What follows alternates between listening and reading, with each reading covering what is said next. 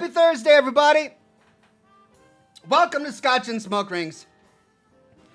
Gonna have a great show for you today. I am suffering through a heat wave here in the Pacific Northwest. Last week, we had some nice cooler weather. Earlier this week, we even had some clouds and some rain. But today, the humidity came in and the heat came in. Oh, God. So I'm suffering. And of course, you know, I've got my window open so that I don't have smoke billowing throughout the house. And I have all of the air conditioning vents in my office closed down so that smoke doesn't circulate throughout the house. So yeah, I'm stifling in this room. But the nice thing about Scotch and Smoke Rings is that it's at night. And so it's gonna cool down as the sun sets, right? That's the hope. That's the hope. So maybe I'll start feeling better. But we do have some icy beverages that are gonna help us through. Thank you, everybody, for coming. Today I want to start with some sad news. Somebody reached out to me over email claiming to be the husband of Von Wreck, saying that Von Wreck passed recently, unexpectedly due to a fall, a really bad fall. And so I've got no reason to suspect that's not the case. And Von Wreck has been part of this community for a very long time, and a supporter of the show, a supporter of what I do, a friend and a chat. I'm sorry, a friend and a member of the chat for many years. And so I wanted to let everybody know and to give my support to his husband. And, well, I suppose the best thing we can do right now is just remember him. Thank you, Von Wreck, for being a member, and I hope you're in a better place.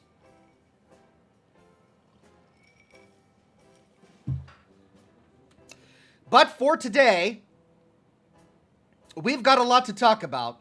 We've got Fallout London to talk about. There was the recent mass layoff of people at Bungie. We could talk about that, though I don't know if I have anything positive to say about that. And I don't know if I have anything to say about that that hasn't already been said by much more qualified people.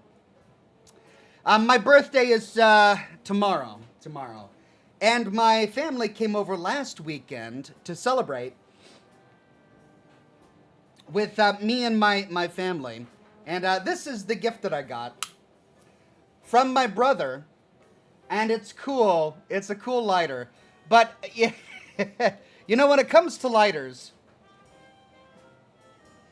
it's like rolling dice. You either find a good one or you don't. And it's like a lottery. I at least almost always get a bad one. So this one, it wasn't an expensive lighter. This was also a gift, strangely enough. But this one has lasted me a good long while, and it's been dependable, and I've refilled it over and over and over again, and it's served me well. I got this one over the weekend, and look at it. It looks really cool. It's even got a place for holding your cigar. Is it practical? I mean, it's not a practical place for holding your cigar. But then the way you open it is, you know, it's got a little lever, and then you're supposed to push this down. And then 4 jets of flame come out. But it's a bit temperamental. Sometimes it works, sometimes it doesn't. Like that, see?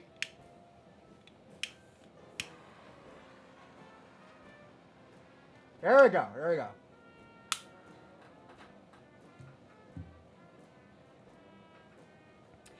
But it looks really cool. Good to see everybody on the program today. Good to see everybody on Twitch. Malafrost, Kuvi Carl. Good to see everybody on YouTube today. Robin Woodle, Toby Noble. And of course, wonderful to see all of the regulars and the members and the Patreon supporters on YouTube today. Alt Grendel, Sebastian Sanchez, Devin Codd, Greg Hinojos, Scotty P, Alt Grendel, I think I said that already, John DeGM Burino, Chininator, Craig Euler, Claude Rains, and it's Alt Grendel with the first super chat of the day. Hey, Oxhorn, why was the fish's grades bad? Because they were below sea level. The fish's grades below sea level. Greg Williams says, hey, Ox, what did the clock do when it was hungry? It went back 4 seconds. Because it went back for seconds. Also, love the Fallout London vids and bless you, great sneezing. Thank you. Thank you for complimenting me on the sneeze, a basic human bodily function. But hey, I'm glad to learn that I do it well. Jackalwise says, hi, Ox, just got here in time to see the sneeze. I don't typically sneeze on camera, but it's one of those unavoidable things. Mobius Ouroboros says, hey, Ox, tomorrow I got a job interview. I really want to make a good impression and nail it. Do you have any advice for me? I mean, I don't have any advice that you haven't already heard. Of course, you're going to want to be confident. Tell you what, I've interviewed a lot of people in my time, even in the professional world. Back before I did this, I was in marketing, and I had to hire lots of people. And what I looked for, in addition to qualifications, because of course you have to be qualified, but you wouldn't even be going to the interview if you weren't qualified, because that's like the basic hurdle you have to get over. Really, what people are looking for in a personal interview, in a one-on-one interview, is not your qualifications, it's your personality. Are you going to mesh well with the team? Are you easy to get along with? Can you hold a conversation? Can you maintain eye contact without being creepy about it? Those kinds of things. So make them feel comfortable. And the best way you can do that is just to be yourself. Which I know is cliche. It's what everybody says.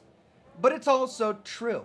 They want to see you being genuine as a person, while also being professional. So that's the advice that I can give. Julian Z says, hi, Ox, so good to see you on the Scotch and Smoke Rings. Hope you're surviving the heat. Absolutely loving the Fallout London Let's Play. So fun to watch. Hope you explore everything. Thanks, Julian Z. And it's really going to be, well, it's going to be based on viewer feedback and views. My first Fallout London video did pretty well. My second Fallout London video, it needs to catch up.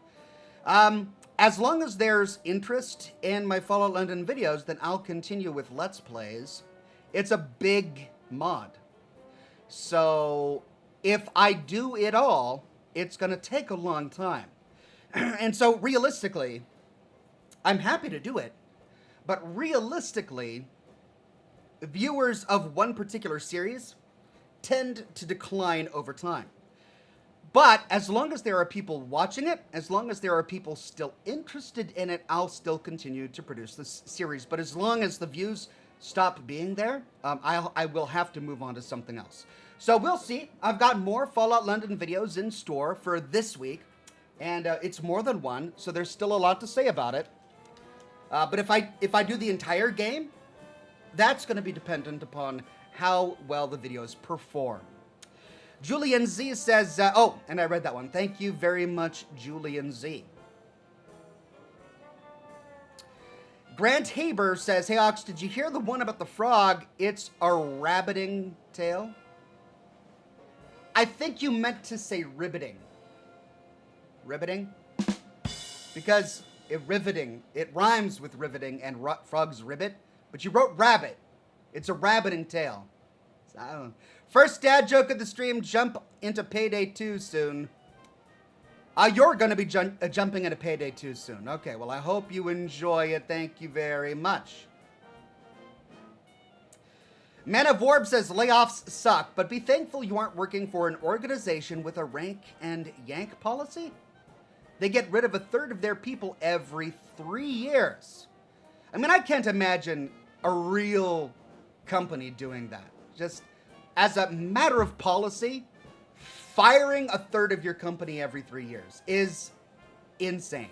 There's no justification for it. I mean, a cartoon company, maybe in like a cartoon universe, but in the real world, any company that does that deserves to fail. Julian Z says, happy birthday, Ox. Hope you have many more. Pardon me, thank you very much, Julian Z. Michael Ewan became a bronze ox. Thank you, Michael Ewan.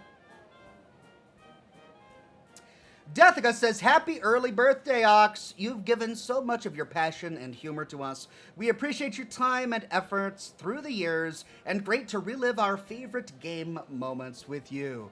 Thank you, Deathica. I'm so glad you're here, and it's good to see you here for so long as you have been here. Automatic Beats says, audio quality is off. Don't think you're using your main mic. I'm not. 1 second.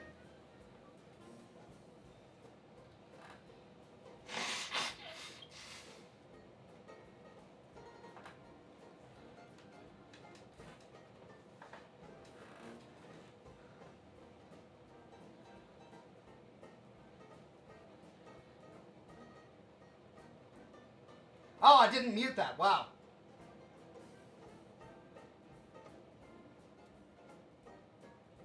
I thought I muted that. Never mind. Sorry. Yeah, that's my Elgato mic. And that's my main mic. So this is the quality. I mean, you're going to be hearing some popping, but that's the quality of my my primary microphone. And this is the quality of my Elgato microphone.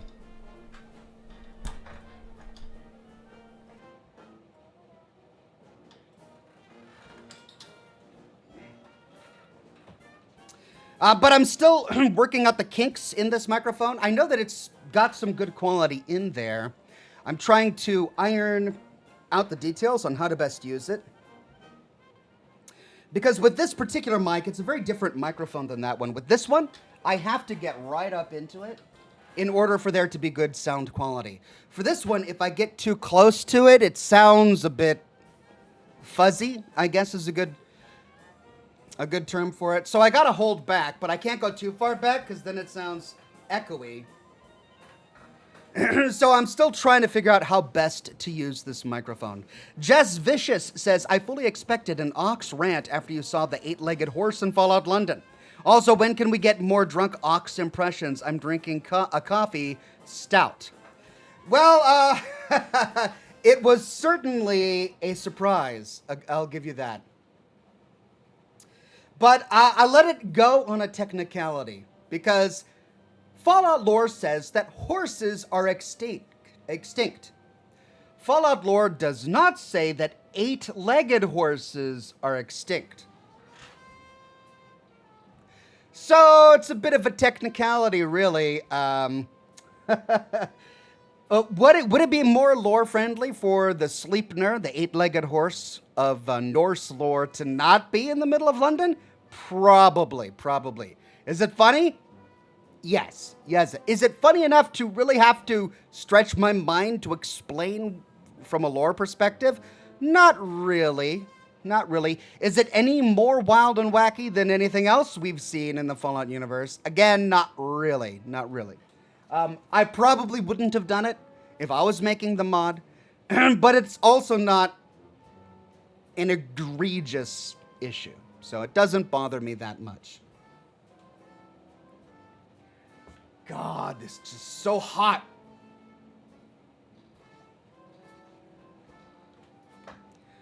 Okay.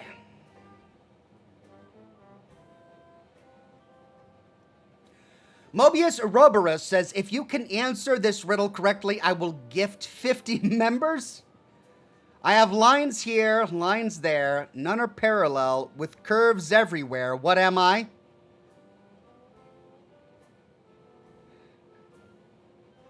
A poem? As in like lines in a poem? Or the curves could be twists and turns in the story? Lines here, lines there, none are parallel, with curves everywhere. An amusement park. I think that fits the definition. Lines everywhere, none are parallel, curves everywhere. I mean, the problem with this riddle is there are multiple answers that work. Lines of a poem, lines in an amusement park. Yeah, just let me know what you think the answer is. Magic Q says, happy birthday, Oxhorn. I just had mine yesterday. Oh, I found blue police box. Like the TARDIS, there are a few scattered over London. It's a challenge to find them all. Well, good. I'm looking forward to finding them myself. Chininator says, "Hey Ox, tonight I'm drinking an old-fashioned made with Knob Creek bourbon.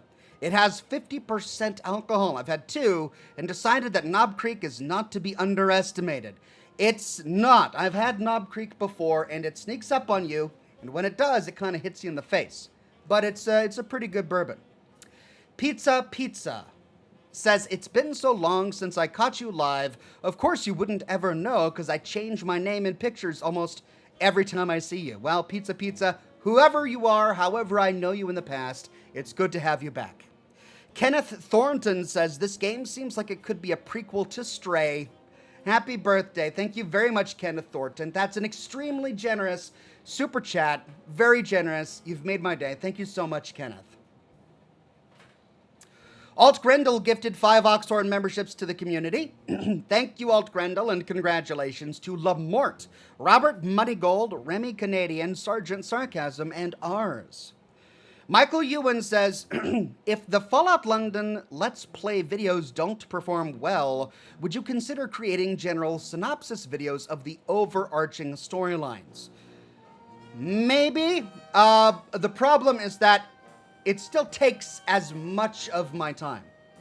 Because I'd still have to play the game, to play the mod, to understand each faction, to understand the basic overarching storylines, and then produce the videos. And the issue is time.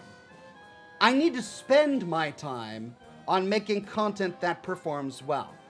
For somebody who produces one video a month, they can afford to take a couple weeks off to play a video game and then to organize their footage and then organize their thoughts and make a video.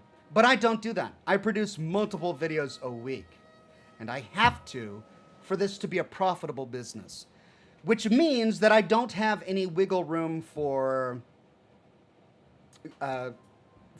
trying something else, right? So as much as I would love to play Fallout London for the joy of it and to explore it, I can really only do it if it makes monetary sense. So we'll see how it goes. Cheng Yang says, "Happy birthday, Ox." Thank you very much, Cheng Yang. Wandering Paladin says, "Happy birthday, Ox. I've enjoyed your Fallout London run." Thank you very much, Wandering Paladin. A few more videos to come at least. Doghouse75 says, "Happy birthday, Ox." Thank you very much, Doghouse75.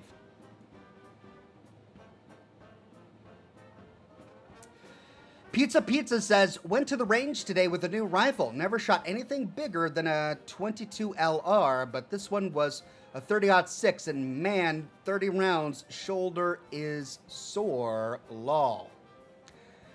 Wow, sounds like you had a lot of fun. I shot a 30-06 once a long time ago when I was a kid at a range, and I remember the kick that that thing can give. Raymond Rice says, "Happy birthday, Ox. So happy to be able to catch you live. I had renamed Scotch and smoke rings to coffee and donut rings for us on the East Coast." That makes more sense. Though, you are going to be, this is either really an early morning for you or a very late night. David Grandson says, "Ox, what are the tassels? What are tassels called in the UK? Are we going to see Doctor Who power armor?" I have no idea to either of those, and I hope not. Cliff Sains says, "Happy birthday, Ox. God bless you." Thank you very much, Cliff Sains. Steel101 says, "Hey, Ox, you're spot on about Bethesda. They are in between Tolkien and Disney. Bethesda creates great stories in the timeline, but they do make mistakes." Yeah, and, you know, it's normal to make mistakes. It's easy to be perfect if you're one person and you have absolute fundamental control of your universe, and you've got a catalog memory of what you've done. For a company that has had, literally hundreds of different storytellers inventing different pieces of lore over a 20-some-odd year span in one story franchise, it gets very difficult to not make mistakes. So it is understandable. Mobius Ouroboros says the answer was fingerprint. Okay, I mean, that's one of the answers, but it could definitely have been an amusement park. Tell me I'm wrong. Lines, lots of lines, none of them are parallel. They can be circular. It's an amusement park. I'm saying that would have worked equally as well. But we'll go with fingerprint. How about that? Deuteronomus says, why not buy a portable AC and run an orange heavy-duty extension cord to another room? The AC's cord would likely fit under the door, then the extension cord. That would be a lot of stuff in my one window. I have one window that opens. That's it. That window doesn't open. That window over there doesn't open. Only this window opens, and only about a third of it opens at any given time. And I've got a fan in there pumping all of the smoke outside. If I put an air conditioning in there as well, it's not going to work. I don't think it would work. Plus, it's a lot of work to put together when the Pacific Northwest doesn't have a lot of really hot days. It's like in the summer, you get a handful of them, and then it gets a lot better. Man of Warb says Rank and Yank was invented by Jack Welch when he took over GE and used to trim a bloated workforce. Problem is, when it worked to fix GE's issues, many Midwest companies copied it without thinking. And that's a tragedy. Is it possible that there was one giant company at one point in time that had a bunch of corrupt people who were hiring their friends and family who were unqualified and putting them into cushy jobs where they were unlikely to ever get fired so that they could cash their pensions when they retire? Sure, that's possible. Is it possible that that particular situation might make good use of a rank and yank policy? Again, also possible. But in 2024, is that what happens with the majority of companies? Absolutely not. So any company that has that kind of policy deserves to fail.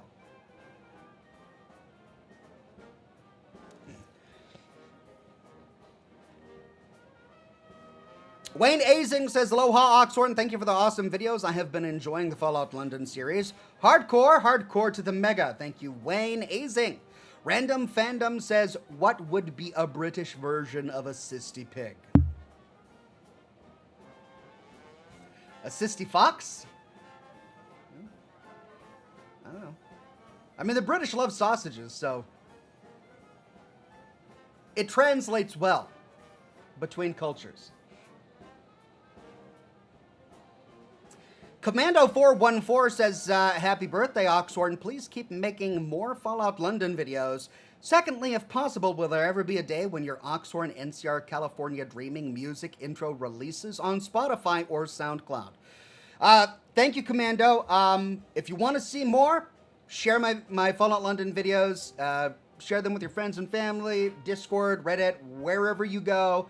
Share it because I need it to make money for me to be able to continue to justify it. Otherwise, I'll probably pivot in a couple of weeks or so back to my full series of Fallout 4 and maybe more Fallout TV show videos and stuff like that.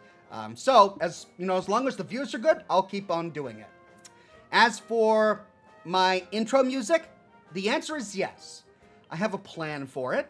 It's something I should have done a long time ago. I'm very happy to admit that.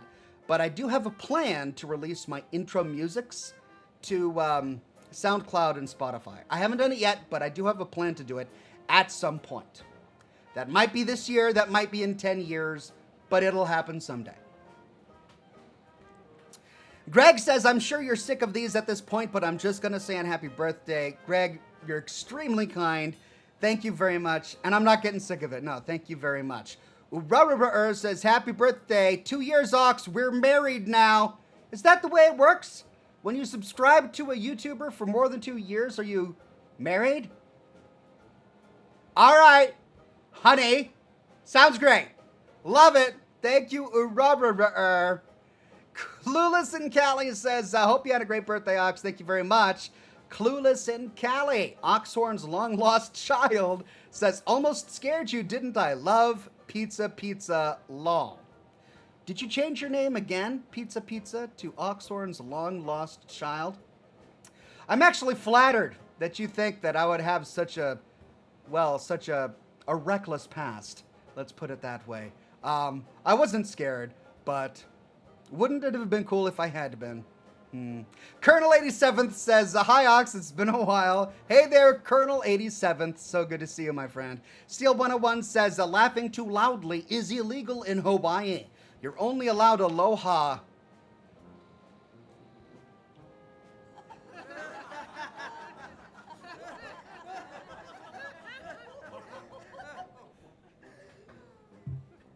Thank you, Steel 101. Very nice. Random Greymane says, hey Ox, did you uninstall the high-res texture pack to fix Fallout London? Watch the first 10 minutes of my most recent video, Fallout London Part 2, where I introduced the Vagabond faction, to learn what I did. Wesley Morris says, happy birthday from Arizona. Thank you so much, Wesley Morris. Jareth Coolwicks says, howdy Ox, how are you liking Fallout London so far? Has it surprised you in any way so far? Love your playthrough so far, and remember, mind the gap. I'm loving Fallout London, and it's surprising me because I'm loving it. I want to play more. Like, I'm as enthused about Fallout London as I remember being about any of the Bethesda Fallout games, and that's saying something, right? Because I love them all.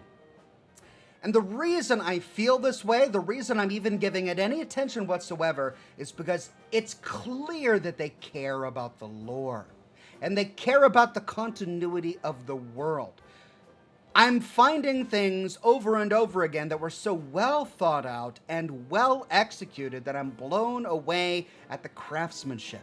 Now, I have no idea if maybe it jumps off the rails later. I haven't gotten very far. I've only met one faction. But so far, I'm really enjoying it, and I have a lot of respect for what they did. Jackalwise says, but fingerprints have many parallel lines. That's a good point. That's a good point. I mean, in the middle of my finger pad, I've got some circles. But you look at your finger down where the creases are, where your knuckles are, and you've got a lot of parallel lines. So that defeats the premise of the joke. The only answer that works is the one I gave. An amusement park. Unparalleled lines. I'm just saying. I'm just saying. Greg says, oh, and also, I've really enjoyed the Fallout London content. Hope it ends up getting good metrics for you. I hope so, too. I've gotten a lot of really positive feedback from the community on it. I'm glad that people are enjoying what I do. I need to make sure that each of those videos pays out. Weird Beard says, happy birthday, old man. Thank you, Weird Beard. Cliff Sains says, here's to many more decades of life. Make great and worthy memories this birthday. Cheers, Ox. Much love. Extremely kind. Thank you, Cliff Sains. And I'm all caught up. Am I caught up? Yay, that means I can smoke my cigar. Thank you, everybody.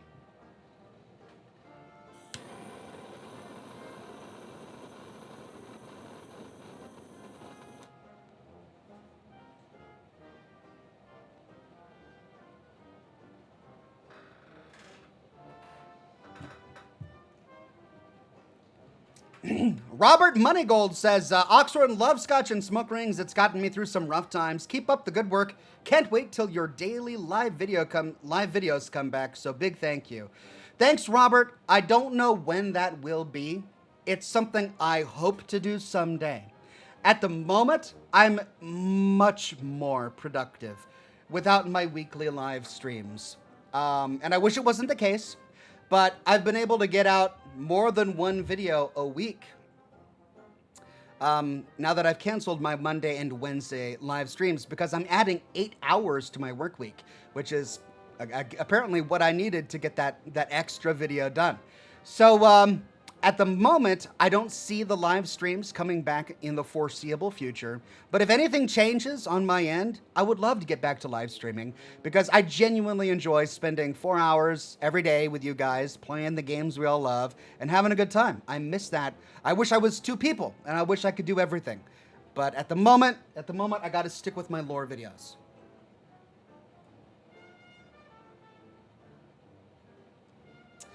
Ranker 1138 says, will you be going back to your earlier time when school year starts? Us East Coasters would be grateful to catch more of Scotch and Smoke Rings live. No, because school has nothing to do with the later time of my weekly show. The reason that I have to do this later in the day is because the childcare that I previously depended on for several years that would watch my children Thursday nights is no longer available, and I don't see that changing anytime soon. So if that changes, then yes, but I don't think that's going to change. So as long as I have kids in this house, and as long as they go to bed at a normal bedtime, I will be preoccupied at 7 o'clock, which means that I have to wait until they go to bed, which is what I've done today. Steel 101 says, my dog accidentally swallowed a whole bag of Scrabble tiles. We took him to the vet to get him checked out. No word yet. I like it. That's a good one. Thank you, Steel 101. Haven't heard that before. Jason Fisher says, I invented a thought-powered air freshener. It works if you think about it. Sorry, I haven't been able to show my support for so long, Bills. Much love, Ox. No worries. I get bills too. I know what you gotta do. Do what you gotta do. Greg Williams says, when you took the fingerprint comment from earlier and started pointing to your middle finger, lol, I thought you were going to flip us off. No, why would I do that? I didn't even think about doing that. I'm not a Philistine, Greg Williams. I love my community. I'm going to flip you off. Just Rice says, holy smokes, almost 4 years of pure Ox entertainment. Keep up the good work, Ox. Cheers. Thank you very much. Just Rice, 47 months, almost 4 years. That's amazing. Colonel 87th says, what, no live stream in the daytime? No, sadly, I work during the daytime. I mean, when I did my live streams in the past, it was during the daytime because I sacrificed the work that I would normally do on a lore video to do a live stream instead. And I did that for 5 years, like half a decade. I devoted to my live streams, my daily live streams, and I enjoyed them, and I had a really, really good time doing them. But I'm pausing them for now, mainly because this summer was incredibly busy and is incredibly busy. But even going into the fall, because I'm better able to use that time to make more lore videos.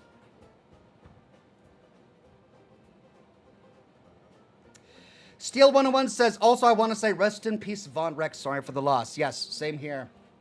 Bottoms up, everybody, to Von Rex.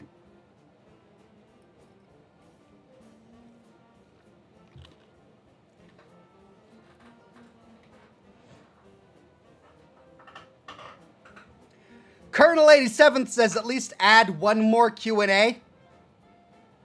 I've spoiled you guys, is what this is. I've spoiled you with too much of my presence over the years. I've given you too much Ox, and I realize that this is a tough addiction to kick. I get it, but you're going to have to do it. You're going to have to wean yourself off of just seeing all of this 4 times a day and be content with seeing all of this once a day. Once a week. Once a week. It's going to have to be able to tide you through the week. 1 hour of Scotch and Smoke Rings a week should be able to tide you through. I mean, it used to be that I did this once a week and that was it. And then I went and did my 9 to 5 for years, right? After the World of Warcraft stuff, I did my 9 to 5 for a decade without doing any video game content creation at all. And I still did Scotch and Smoke Rings, and that was enough. We're going to have to get back to that point a little bit. Once a week, Scotch and Smoke Rings with lots of lore videos in between.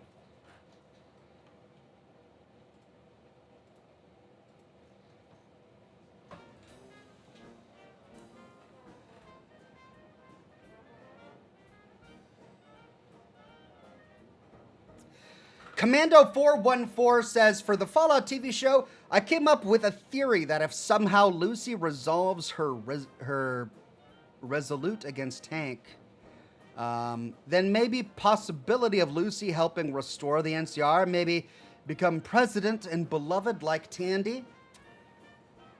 I mean, always possible. It's certainly not top of mind right now.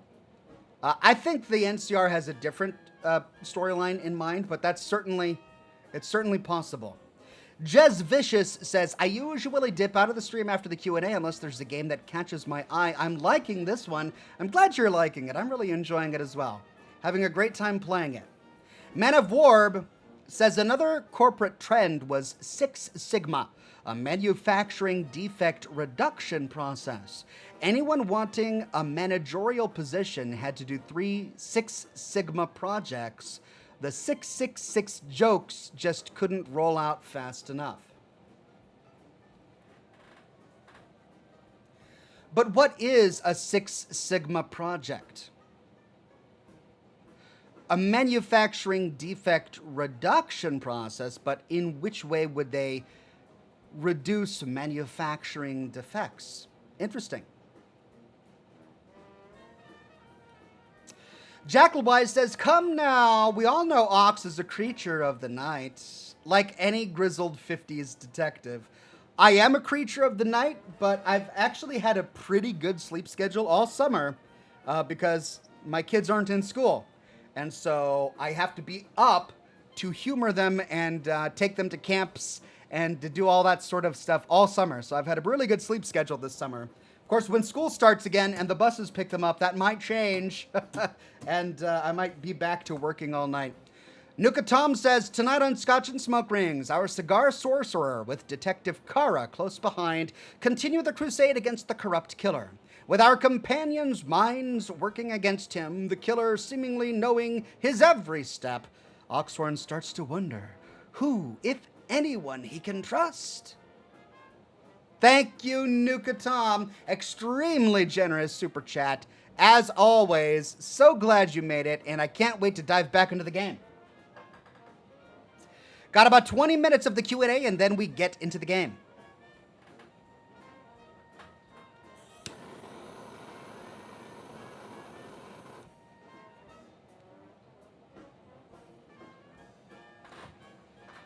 Alt Grendel says, the sixth sheik's sixth sheep is sick.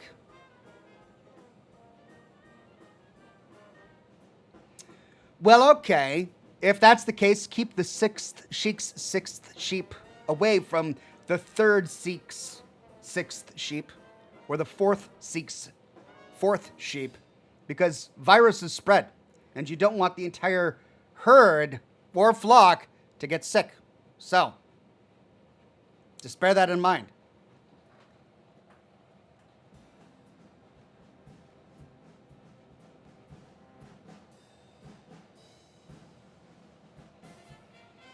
Colonel 87th says, I've missed your streams for a month, but on another note, my bus mechanic job, I managed bend a garage door with a bus, find door not now, training on days again, what's on nights. I have a feeling I rushed through that. Let me slow down. During the job that I recently got as a bus mechanic, I accidentally bent a garage door. I am now no longer working on buses. Instead, I'm training again. Is that, Colonel 87th, is that the gist of what you wrote? Because there's a lot in there that I'm either I've had too many of these, or I'm unable to parse. I'm unable to properly parse what you're trying to say. Either way, it sounds like bad news. And I remember when you came by and let me know about your brand new job and how proud you were to get it. So if you are off being a mechanic and you're now on training again, I'm sorry to hear that, but I really hope that you eventually get the mechanic job back. But it sounds like if you're, bending things like garage doors, maybe you need training. Maybe it's a good thing.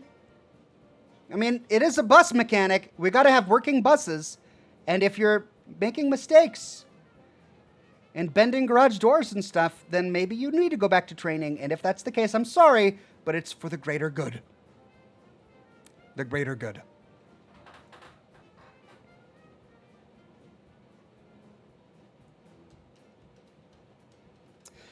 Greg Hinojos says, what are your thoughts on Monty Python and the Holy Grail? I mean, it's an institution. It's a classic.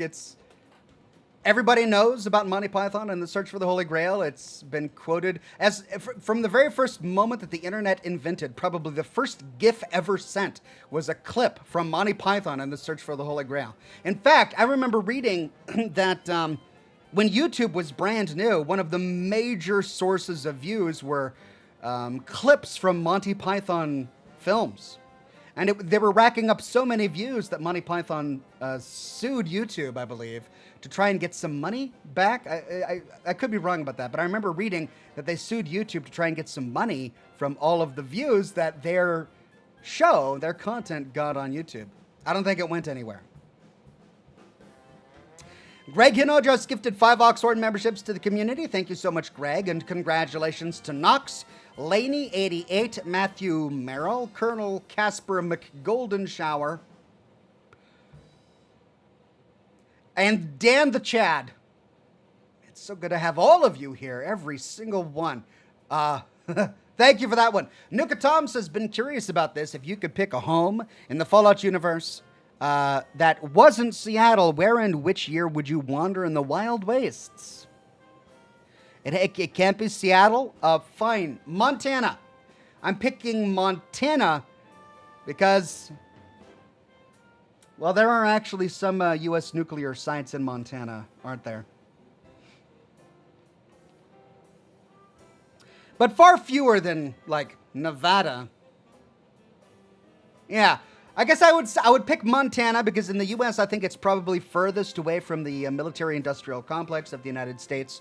Probably going to be safer from Chinese nuclear retaliation, and nature is probably going to be more likely to take back the land, so to speak.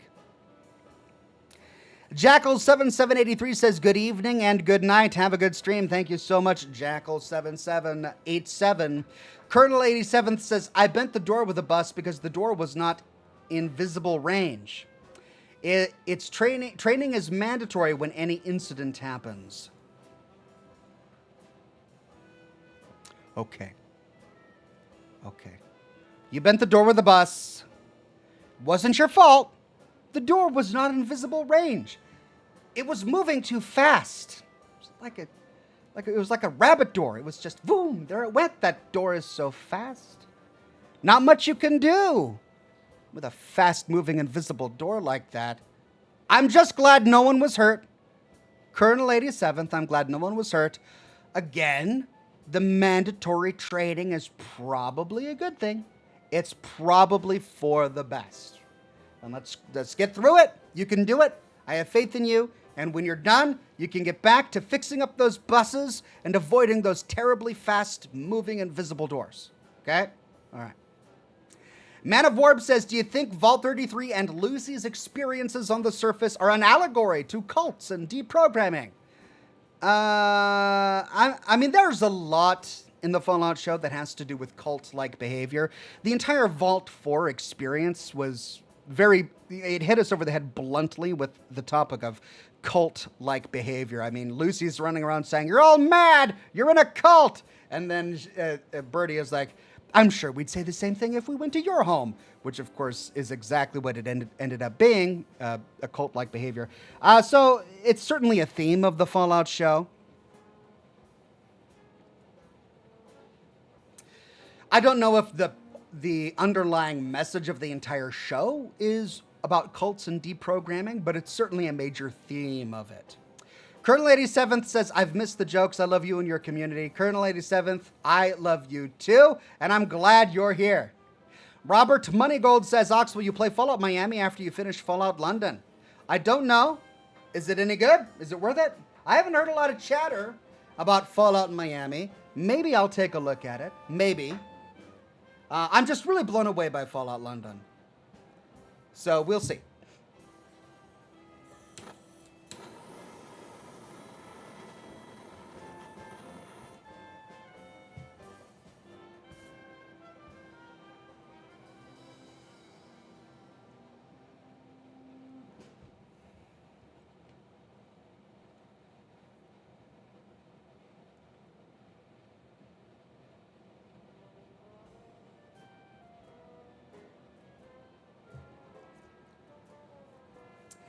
Cloud Big says Miami has been in development for what, nearly a decade?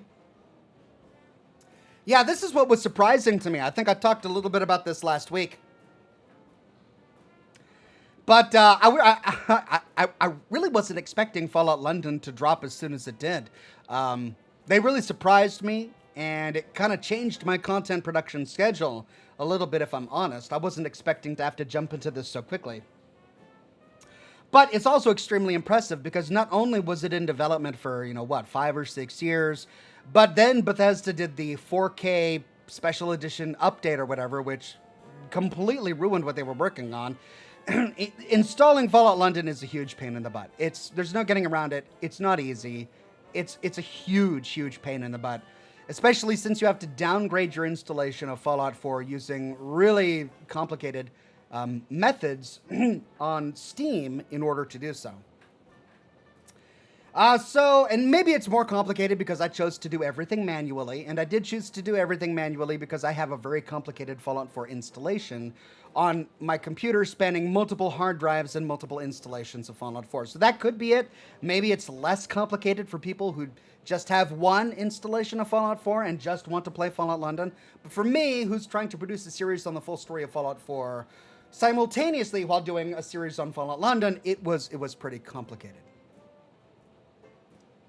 But the fact that they've got it out and it's in such a great working shape, and if you get through everything, it does work beautifully, is hugely impressive. I hope once Fallout Miami is ever done, it'll be equally good. Colonel 87th says, I'm not proud of it. The door wasn't fully open, just enough I could see, no problem with the training. Okay, well, that's great. Humility is the first step towards personal growth, Colonel 87th, and you're headed down the right path. You'll get through that training, and then you won't ever hit a moving door ever again. I have faith in you.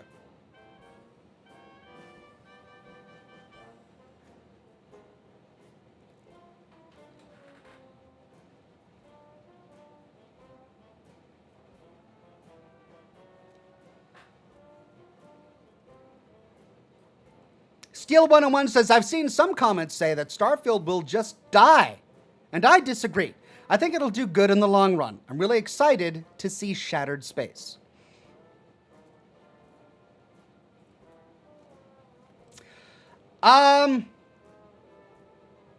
It needs work.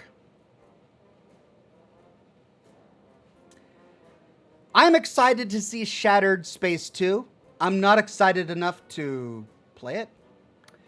The problem, there are so many little things. The problem with Starfield is that there isn't any one problem with Starfield. It's not bad. It's not bad.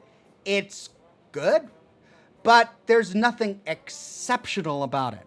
There are so many things that are done okay that in all makes it a rather mediocre game.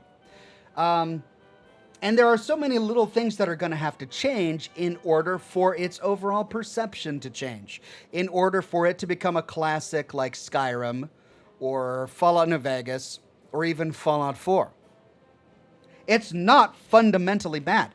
There is fundamentally good storytelling and lore in the game. And that ultimately is what got me into playing Starfield, because I do think the story, it's good in many parts, and it has potential in many other parts. But the gameplay loop is not compelling. And I complained about it during my live streams, and I've talked about it every now and then. But the gameplay loop of playing through the game to get to the end only to have to delete everything you've already earned and play through again is not compelling. And I can't imagine a scenario where any player would get to that point and go, yes, I can't wait to lose all my progress and start over and experience the exact same stuff all over again. I can't imagine a player who would think that that's a good idea. I think the barriers to entry for many of the segments of the game that are interesting are too high. Because it's a combination crafting game and building game and combat game. but you can't enjoy all of it at once. If you want to do well in combat, you've got to invest in your combat perks. But of course, that's going to mean that your shipbuilding is going to suffer, and your ship piloting is going to suffer, and your settlement building is going to suffer. So if all you want to do is combat, fine, you can make a combat character. But I found, like, I think I told this story earlier, but I had an itch. I had an itch to build a little space town. I had an itch to start setting up mining facilities on different planets and set up trade links, and I just really wanted to do that. And so I downloaded and installed Starfield again, and I logged in with my character, and I went to the base that I had made, and I sat there trying to build something. And I couldn't build anything because I didn't have the right perks. And it was upon realizing that in order to get the right perk cards, I would have to go grind this, and then grind that, and then get this, and then get that, and then get these resources to do that so I could build that and set up that, and only then would I be able to do that, which connected from this to that. I completely lost all desire to do it. I just didn't want to do it. And that experience stuck with me because I remember how excited I was to play it just in my time off. I wanted to play Starfield in my time off. I wanted to build a little town and start assigning some people to it. And within 30 minutes, I was done. I didn't want to do it. I was done. And there are so many other games where you can build a town and you start small, but you can still make minor achievements as you grow. The pacing of the colony building segment of the game is so poorly done because it's dependent upon making achievements in other areas of the game that you might not be interested in doing at that time to level up your character, to get the perk cards, and to unlock these achievements, and to unlock these things and those things, and get these resources and those resources in order to build the thing you want. Whereas in any other settlement game, you go out and you build the thing you want. And then you learn you can build something else that you want. And so you get the resources to build that other thing that you want. And then you build on it from there. But you can't do that in Starfield. In Starfield, you've got all these things you can't build. And you've got to do other stuff that you don't want to do the thing you want to do. And that's fundamentally flawed game design. And I'm not saying that it's that way with every aspect of the game design, but it was sort of like that in the Starship design. I think the Starship Builder itself is incredible. It's superbly done. Making a starship in Starfield is so much fun. But before you can get to the point where you can actually build what you want, you do have to invest in certain numbers of perks. So there's just a lot of little things like that that need to change if it's going to become a truly great game. Still, as I said, the story is great. I really enjoyed the story, which is why I focused on that and covered all of that in my live stream series on Starfield.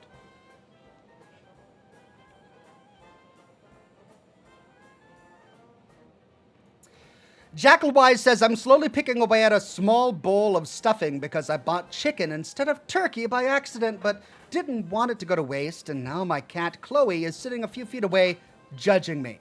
Yes, I'm sure she's judging you and not salivating over your chicken. I'm sure that Chloe really just wants some chicken and isn't judging you in any way.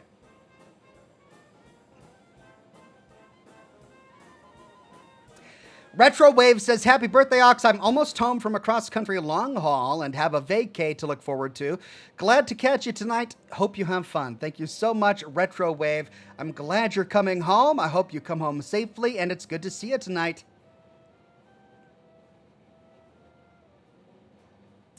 The new guy says, did you get your texture glitch corrected in London? Check out the first 10 minutes of the video that I published on Wednesday where I talk about that and show exactly what needs to be done to get that sorted. Alexis says, do you think the great cons will be mentioned in the show? I mean, it's possible. It's impossible to predict. If I had to guess, I would say probably not, but it's certainly possible.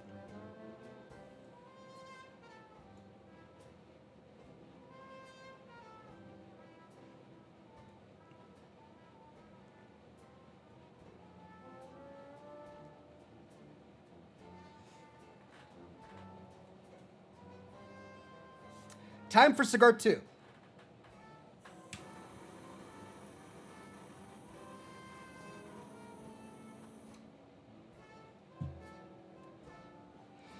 You want to know a game that I've been playing when I get the rare moment of time off, when it's the weekends and I'm not working on a video and the kids are off with their mom or something like that. I've been playing a game called Aska. It's an early access game on Steam, and it's an interesting combination of survival builder with a settlement manager. And I played a couple of settlement manager games that I really enjoyed. Valheim, says Craig Euler. I played that to death. I loved it. It was a great game. This isn't exactly like that because it's got that settlement manager aspect of it that was interesting to me. After I played Valheim, and I loved Valheim, and I loved Satisfactory, I then played a game called Final Frontiers, which was a city builder. That was super fun, but it was also early access and it wasn't finished. So then I moved on to a game called Manor Lords, which was also a lot of fun, but again, early access, and once you figured out the mechanics, it was really easy to beat. So I was looking for something that would scratch that survival itch and that building itch, while also scratching that settlement management itch. And I found a game called Aska, recently released. It's in early access right now. And you've got your character. You spawn on an island with just your character, and you can start building things, but you can also summon down people from the Norse gods or something, and they become settlers in your little village. And you have to assign them jobs, and they can help with construction, or they can man some of the buildings that you create. And over time, you end up building a city with each person having a job, which is producing new resources. And it becomes more about the economy that you're producing than the settlement that you're building. And it was hard, and it was challenging in a way that I found refreshing. But with a game like that, there was never a moment when I logged in and I felt like I couldn't do what I wanted to do. Sure, there were always little busy work things. Okay, you want to summon another person, you need to go farm more of this special magical ore that you can use in the Odin machine in order to summon down a new settler, yada, yada, yada. But it was all expected. It was all part of the gameplay loop. It wasn't tedious. It didn't take forever. And you could plan accordingly. And at any time, you could just drop that and start something else, which is how a building game should work. And Starfield tried to have a building segment of their game, but it wasn't like that. You couldn't do what you wanted to do. And that's why I don't think it worked very well. Additionally, the caravan system, the connection between all of your different settlements, crossing planets and moons, was so poorly implemented that it made making a colony completely impractical. And that was another huge problem. If you're going to make an ore and mineral and gas transport hub between all of your different settlements, it has to be practical. But the way that Bethesda made it in Starfield is that if you really want it to be practical, you've got to set up a series of like 5 or 6 different transport hubs, and then you have to have each of those connected to a stack of organized boxes, each with its own little storage, instead of the obvious solution, which is to dump them into a workshop, like it's done in Fallout 4. The way they did it in a previous game that had a successful settlement building system. You have a magic box called the workshop within which all of the junk is deposited, and builders can, and your building system can pull from as necessary to build what you need. Obviously, that's the way to do it, but that's not the way that you can do it in Starfield. You have to manually create the boxes and assign a specific type of resource to that box, and then move on to the next box, which means that there's a fundamental limit to the amount of resources that you can have in any sort of stack. But if you've got a system of cargo set up where you buy your transport ships are going from planet to planet, getting all of your resources, then if any one item gets stuck, let's say if you've filled up all of your carts with iron, if any of those items get stuck, it clogs the entire thing so that your ships won't take off if there's shuttle bay is full of iron unless you manually unload it, which is just annoying, right? It's just really, really annoying. Anyway, David Norrell says, is Aska free to play? It's not free to play. I wouldn't have played it if it was free to play. When I play games, I want to spend money on them. I want to buy the game because then I know they're going to be committed to it, and they're going to work on updates, and it's hopefully going to be finished. Of course, you never know with an early access game, but no, it's not a free-to-play game. But I've been really enjoying Aska. It's hard. I'm not going to lie. It's my first character. I died the first winter. Not the first winter. I survived the first winter, but then the first raid, I died. Every other year or so, a bunch of monsters spawn and they raid your settlement. And with my first character, the first raid I got, I was obliterated. So it took me a second character and a second playthrough in order to do well. So it's difficult, but once you figure out the mechanics, it's rewarding and it's a lot of fun.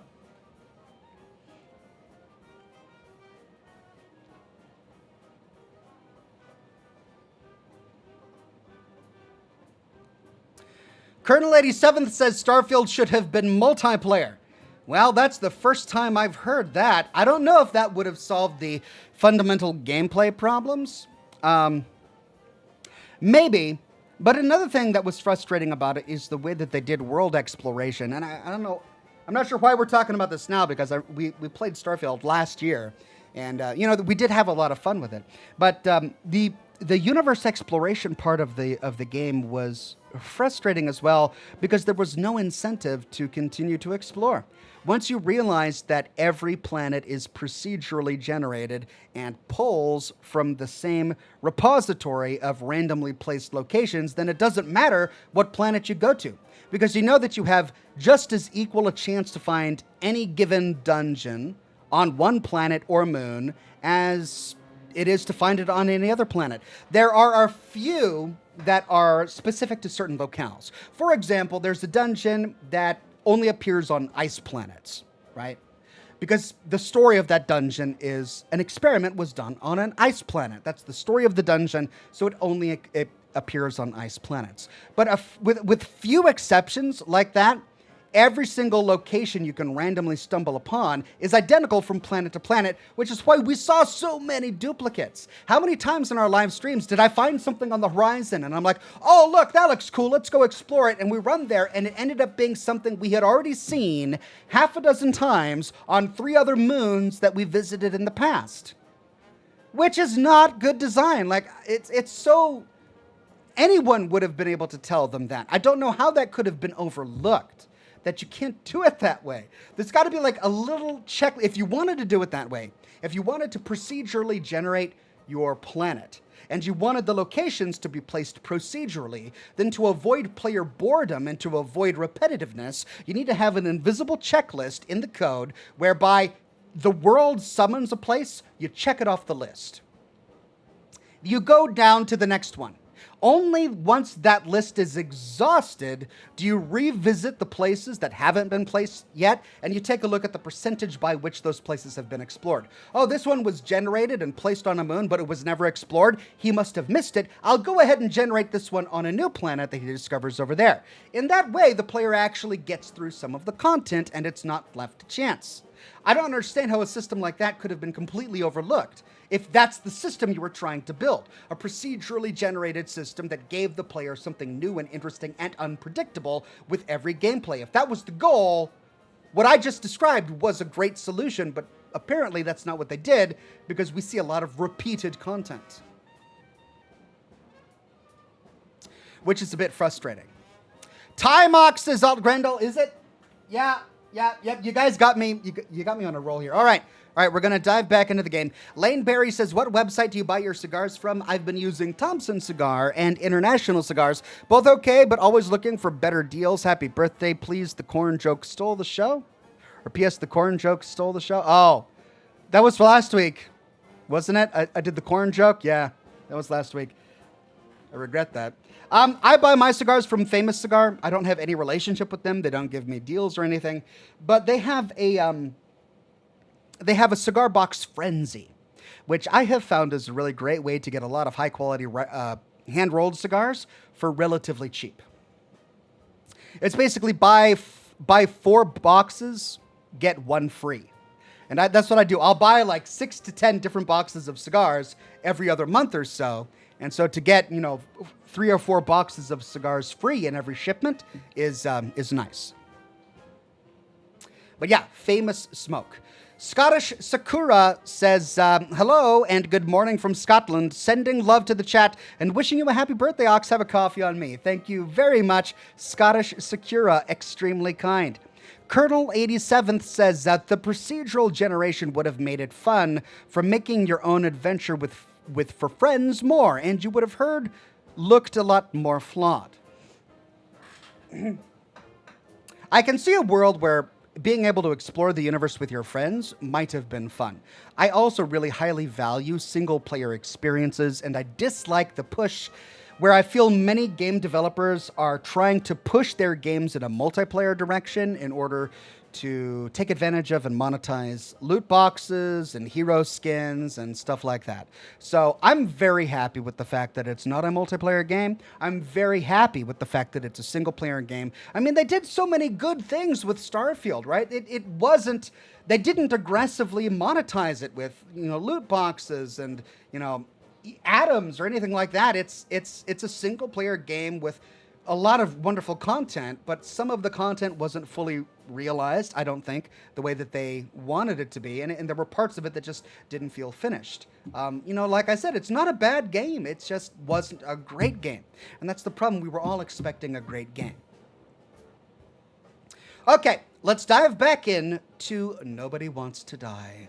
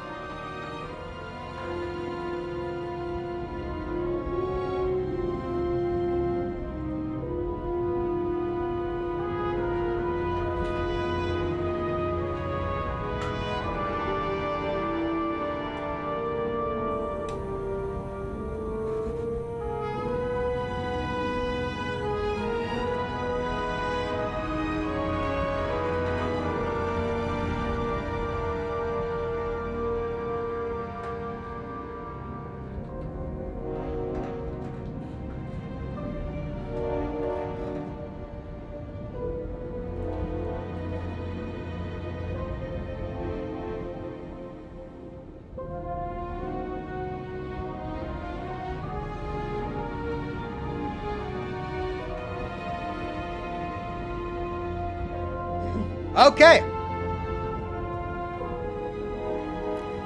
Adam M. gifted 5 Oxhorn memberships to the community. Thank you so much, Adam M. And congratulations to Orange Juice, Bobby Salamander, Dilia, Anxiety Ranger, and Mitchell Shelton.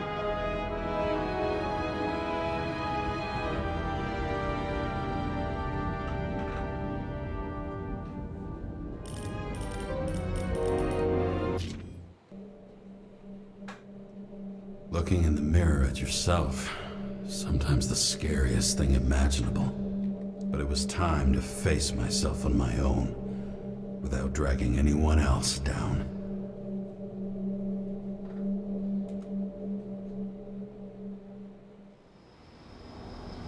Why Nice. do people keep leaving you? I need to get to the next car. Oh wait, we entered the second car at the end of my last broadcast, but it looks like it didn't save my progress.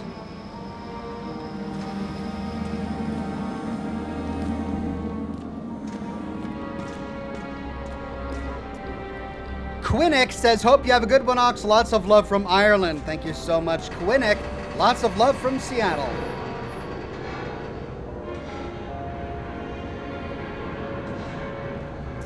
Accounting liquidity report.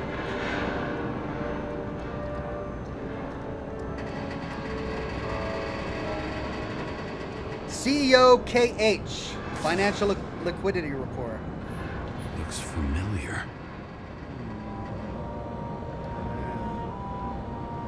2 rounds missing. Sullivan.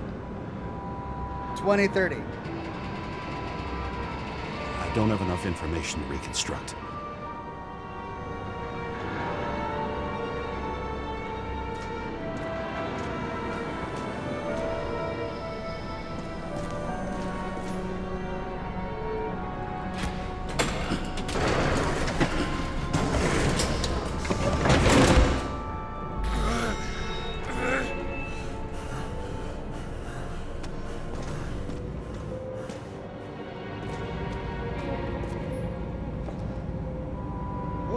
Car.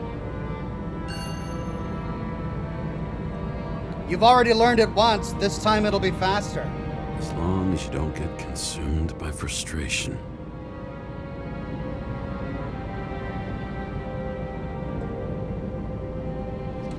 Presumably he learned it once in his last life before he was reconstructed.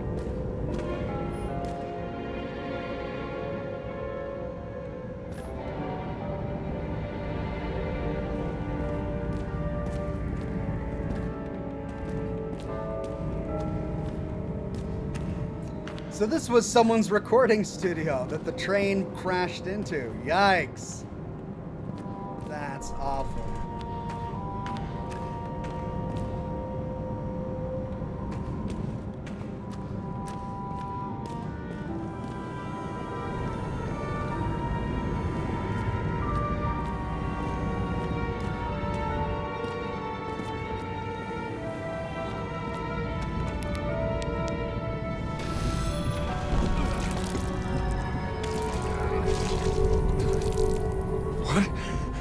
What's going on?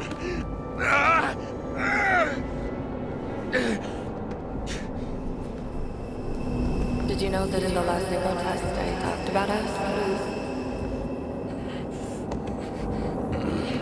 I understood that you would never accept my decisions. Life ends. Even memories fade away. Nothing else will happen. We tried. I know.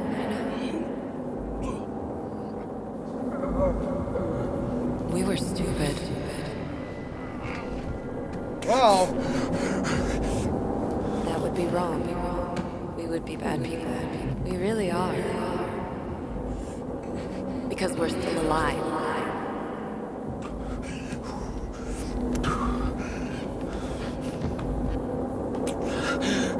She would never. It's my own fears feeding on her death. Whoa. Okay, so did she die of natural causes and she just refused to accept a new body despite it being the law because she felt it was morally wrong?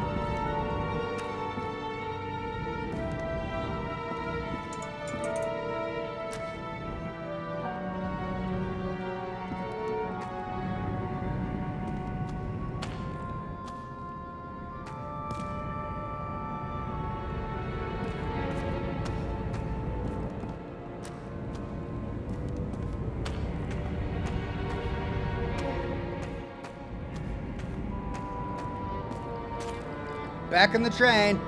Reconstructing this is gonna be Sisyphus work. The difference is Sisyphus tried to cheat death, not to immerse himself in it. What a cool set. The car is on its side, so we're standing on glass overlooking the city below. What happened in this second car? This is great.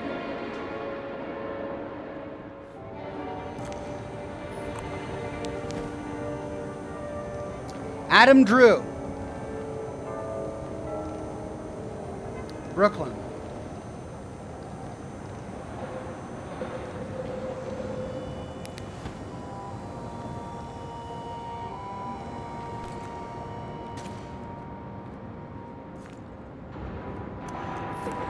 Rachel had one.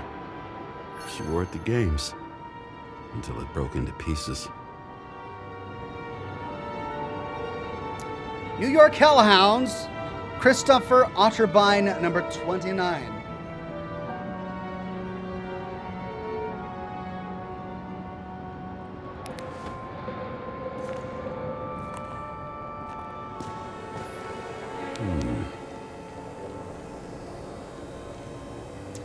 shopping list. 14 dimmer tubes, 8 premium tubes for guests. Prepare something so it won't get boring. Get laxatives after premium tubes?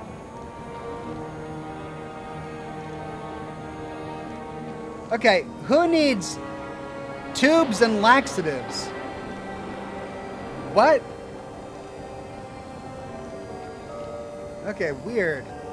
And he's not giving me any commentary, so I don't have any clues about that particular shopping list.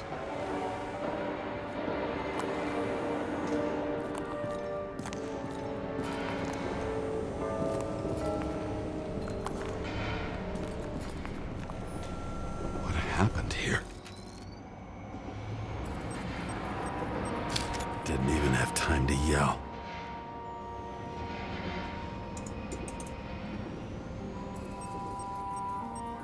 A mortal wound. Why can't I remember anything? It's starting to look like a graveyard on wheels. I'm moving to reconstruction.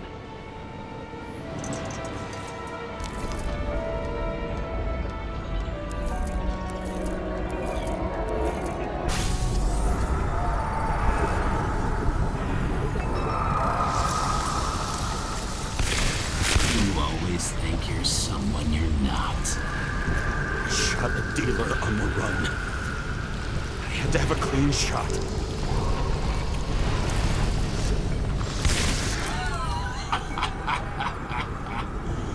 You didn't fucking care at all. It's a joke. I will not kill. I didn't kill anyone.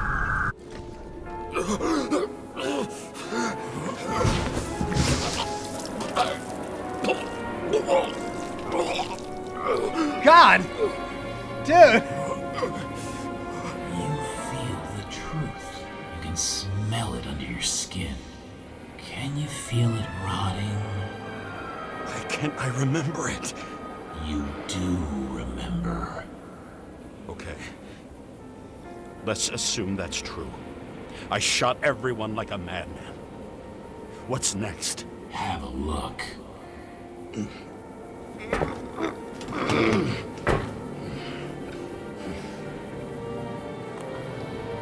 Either he really did all of those things, or somebody's messing with his memory.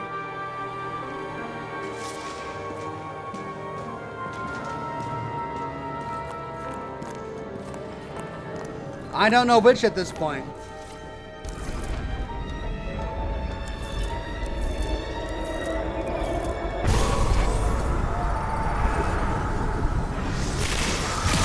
You needed to punish someone. Is this some kind of test? If it is, you think you passed?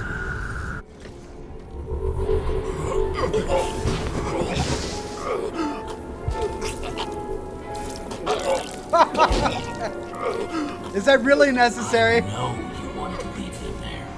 Let the world forget about them, just like it forgot about you. You think you know me?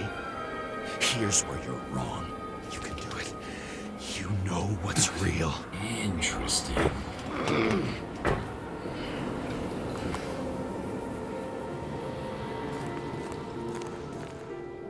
Yeah, something is clearly not right with this new body that he has if he's constantly coughing up blood after every memory that he supposedly has.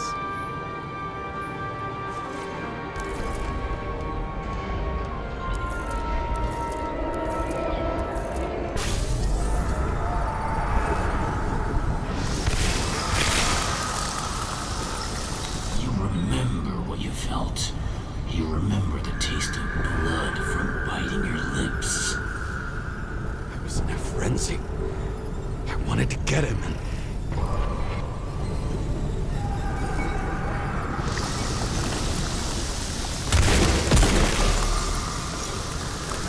I hit him. That was all that mattered.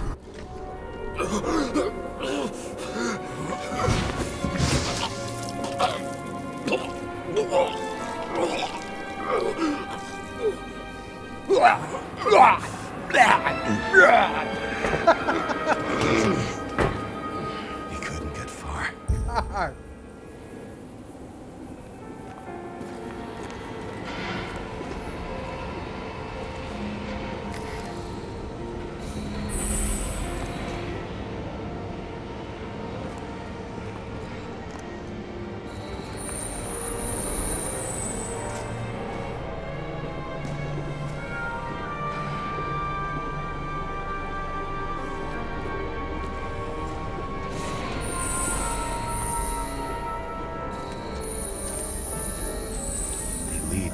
car.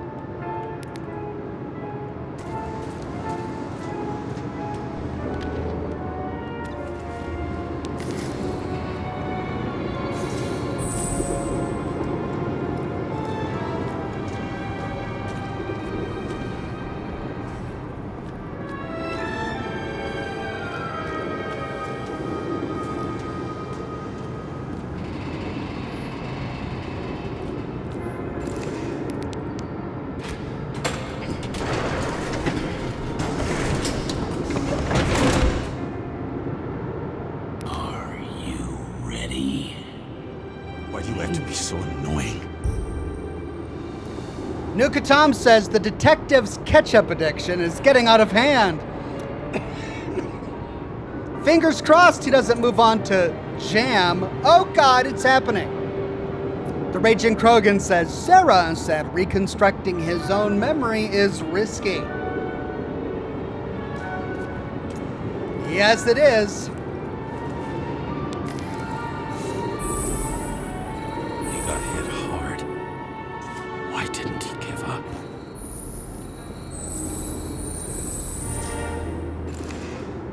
Seth Hills.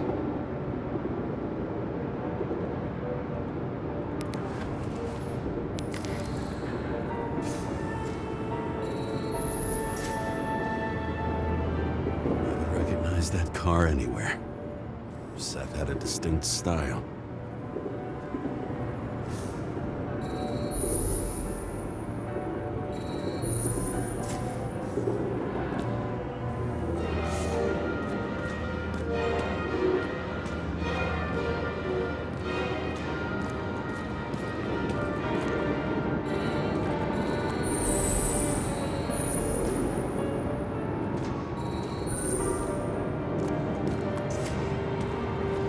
Okay, nothing on that side.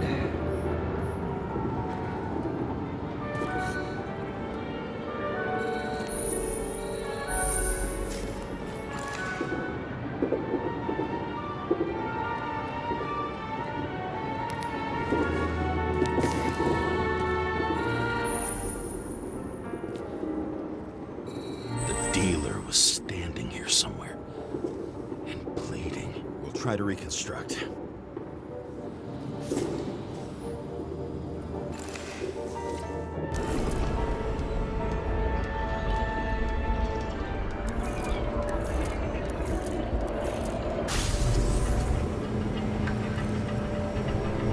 Why did you take her from me? I don't know what's going on. Do you know who I work for? Names! Now! Lunatic! We'll work this out with the boss.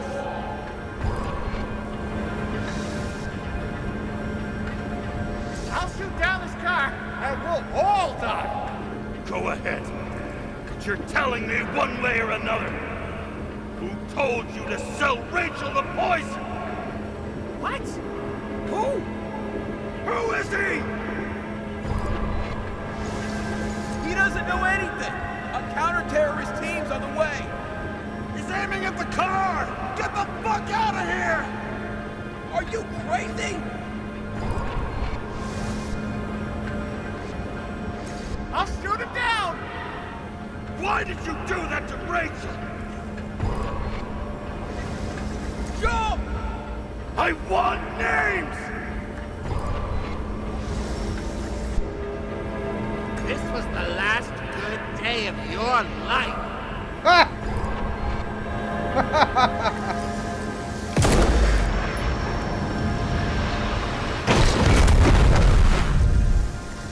I'm losing control!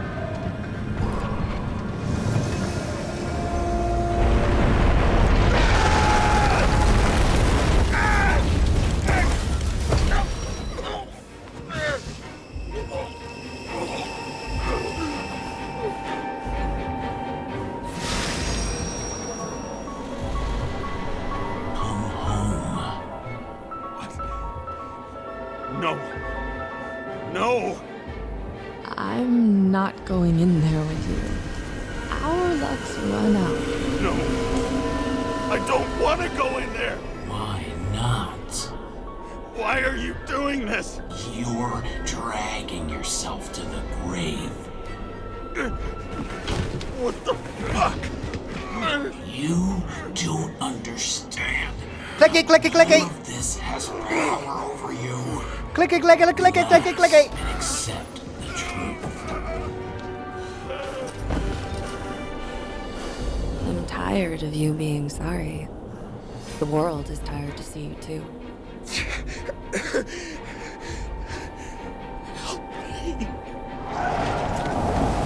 Why do you cling so hard to this pathetic life? It makes no sense. Give it up. I want to help you.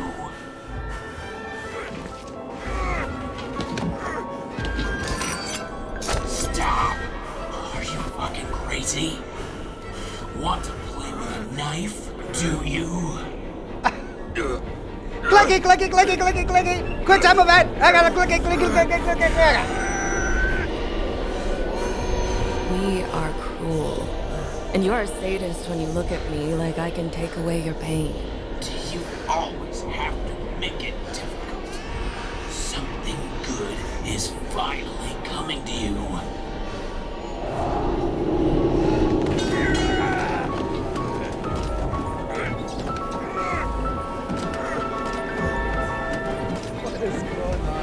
Why did you do this to her? Why did you turn her against me? Is that what you want to hear? My confession? You motherfucker! It's the only escape from the nightmare you are stuck in. Clicky. Oh, this is a hard clicky. Oh, I'm clicking with all things. Back up. Back up. Back up. Yeah. I saw in your eyes that you stopped believing in me. I let you down. For a moment, I even felt like I cared.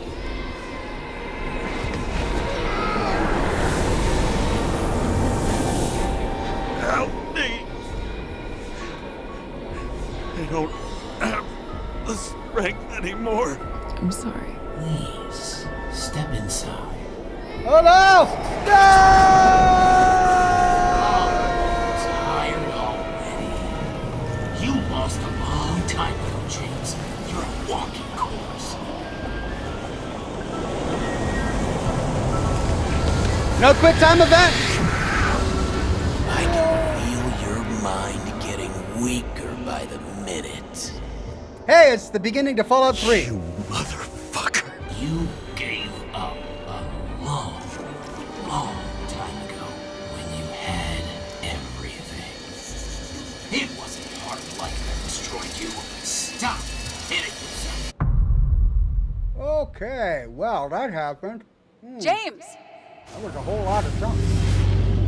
James! I've been talking to you for 10 minutes! Give me a sign of life. Get in touch immediately. James! Hello? He's surrounded in a puddle of his own blood. James, I need your help. Salma is, my body's in the middle of a riot and it's in danger. James, are you okay? Yeah. But I'll regret this in the morning. How was he okay after that? He lost like 5 pints of blood. What the I have heck? a bad feeling about all this. Got a A bad revolution is like an amputation. When it comes too late, it's sure to bring blood and pain, and as likely as not, little else. Blue Thunder says, damn, I'm late. Sorry about that. My phone notified didn't ring of your upcoming stream today. Was watching your past stream of Starfield. Thank you, Blue Thunder. I'm glad you made it through. So, what just happened? I guess we're to believe that his wife killed herself by drinking poison. A special poison that completely destroys the thing that keeps her immortal. Because from an ethical perspective, she thought that it was wrong to be forced by the government to be immortal, jumping from young body to young body. So she sought to end her life. He was furious that this happened. He was grieving her loss, and he managed to track down the guy who sold her the poison that she used to take her life. I could be wrong. This is what I'm just piecing together. And it just so happens that this guy that he and his former partner Seth were chasing was the same guy who sold her the poison. He just flew into a rage, started shooting wildly and indiscriminately, killing innocent passengers of this train, and the train derailed, or fell from the sky, so to speak, because the man he was chasing shot down Seth in the police car, which then crashed into the train, causing the huge crash that killed so many people. Singeferno says, no, she thought it was wrong that they were stealing the bodies of other people so they can be immortal. Yeah, that's what I was saying. She thought it was ethically wrong that they were immortal and that the only way that they could become immortal was to use the bodies of younger people who couldn't afford to become immortal, right? The Icarite, yeah. So she took a poison that killed her Icarite, which permanently made her dead. Is that, am I there? Right? Okay. I think I got it.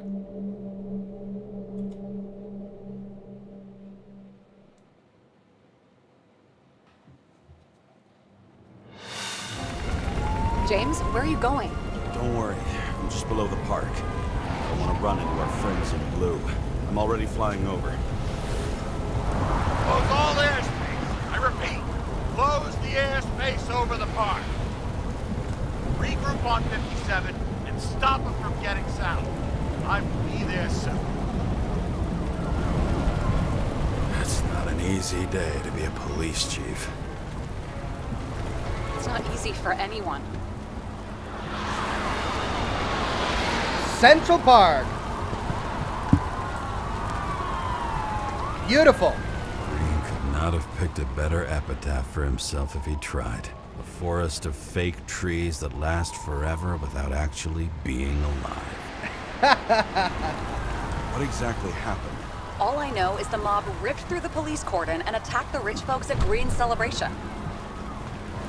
Yikes. Whoa! Didn't get a chance to talk. Whoa, no! My beautiful car! Aww. A world that finally gives us flying cars. James? And it's dystopian as hell. Are you there?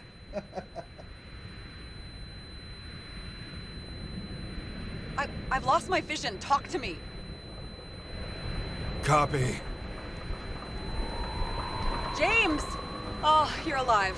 You okay? Did you get hit hard? James, are you okay? Think so. Had a hard landing. Report a police car crashed near me. Did you literally run into one of our friends in blue? There he is! Quick! Report it. Someone's coming. He's still breathing. The fucker's hiding! Back up. Get him! 1 sec. This guy doesn't have much time. Shit. Don't do anything. You can't risk it right now. And rip out his Icarite! Leave me alone! I'm police! Fuck! Another cop? I'll finish him off so he doesn't get away! No! Wait! Let's get the second one.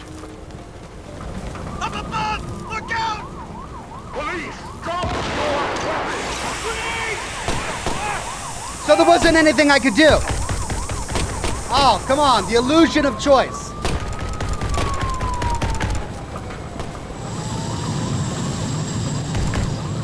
They make it in time? More or less. At least they didn't rip his Icarite open. What about Selma? She got to the center of the riot. Now she's heading back. Head south and you'll run into her. How fast is she moving? Pretty fast and steady. I don't think she's hurt. We don't know if someone's after her. South? Which way is south? I don't have a compass. Where's my Pip-Boy when I need it? That was disappointing because that was the illusion of choice. They basically gave us a choice at the moment to either sound our siren, which we were supposed to distract the rioters so they would leave the police guy alone under the presumption that it would save his life and they would then come towards me. We would be violating Sarah's instructions by doing so, but potentially saving a cop's life. But all they did is say, what? Another one? They kill him anyway, but then come hunting for me, but then they get scared away by a guy in a helicopter. So essentially the exact same scenario played out. We just got the illusion of choice there. At least I'm assuming. I don't really know what would have happened had we not sounded our siren. Blue Thunder 29 says, I pay this car with my salary, now it's trash. I know. Such a beautiful car, too. What I love about this car is that on any given day, it always looks better than I do. He's come to terms with the way he looks, the way he presents himself. Even this wrecked, burning car looks better than he does. That's great. Okay, well, we don't know which way is south, but I'm sure this little area will guide us. Let's see if we find any lore along the way.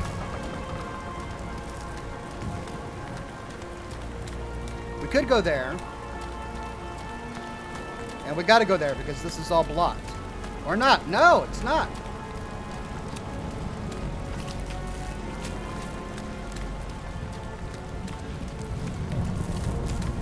Oh, there's the cop friend. They killed his body, but they didn't destroy his Icarite. Poor guy. Is there anything we can do? No, I don't have access to my toolkit.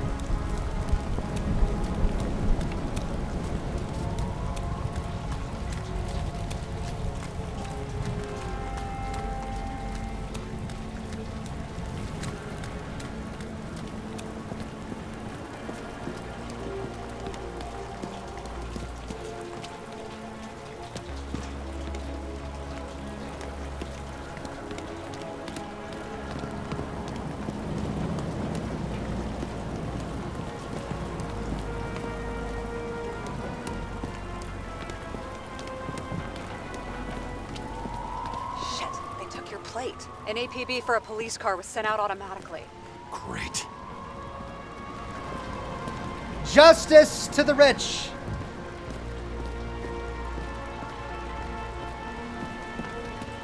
I mean, did we not learn our lessons from the French Revolution?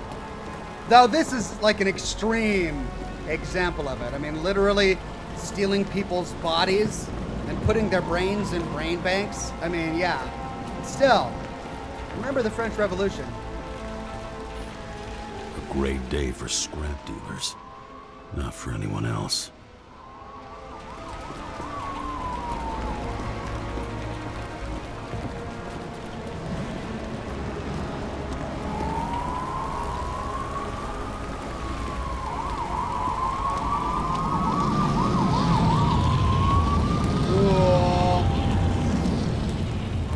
The road's closed.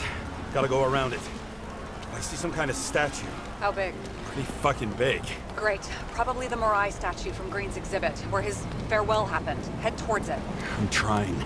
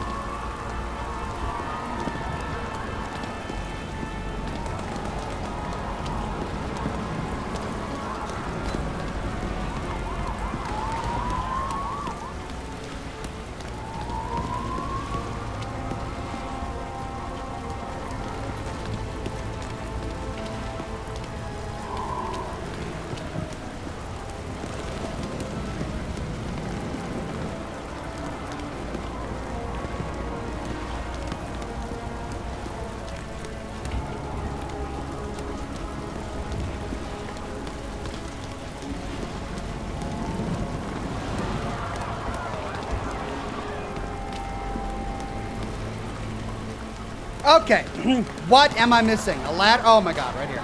There it is.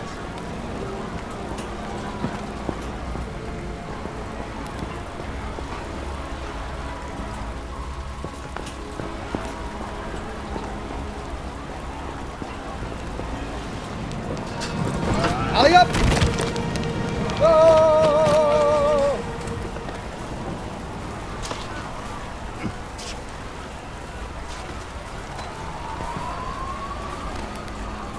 I have to go through the park.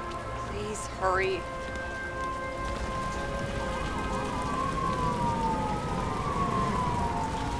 Oh, those rioters are so vicious. They're just standing in one place and moving their arms about in a vicious way. Look at them. Standing in one place, just not moving at all. Oh, so vicious, rioters. Okay. Oh, there's more of them. 4 policemen holding back that entire mob. Wow. Just love the fire trucks. That's a fire truck. Look at that. Oh, it's beautiful. Why aren't cars today beautiful like this? It's just so cool.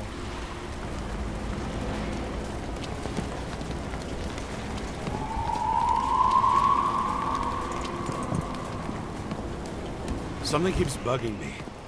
Whose idea was it to say goodbye to Green here? I don't know. Probably the city. It was the last exhibition he sponsored. Why does it matter? I'm wondering if this could have been planned. Do you think what's happened here is also part of the murderer's plan?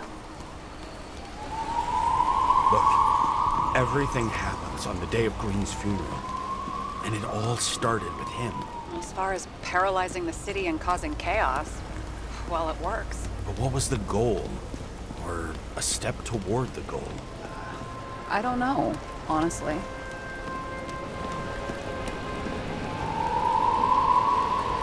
I'm so glad that let us explore Central Park. It's so amazing. Even the fake LED trees are really cool. Preston Garvey says he's just standing there menacingly. Oh, super menacingly. Those rioters, such menace.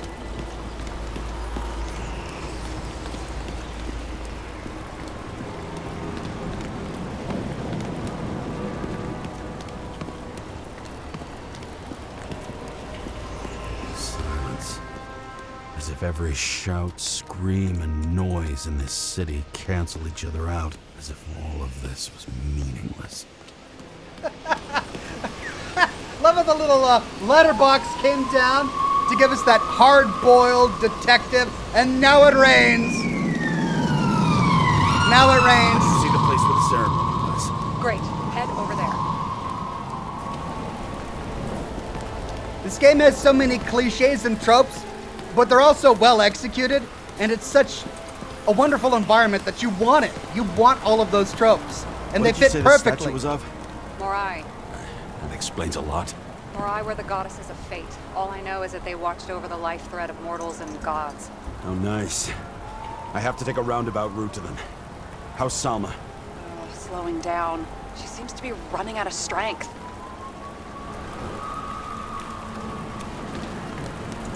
Salma just sped up. I think she's running away. She's almost at the statue. Help her!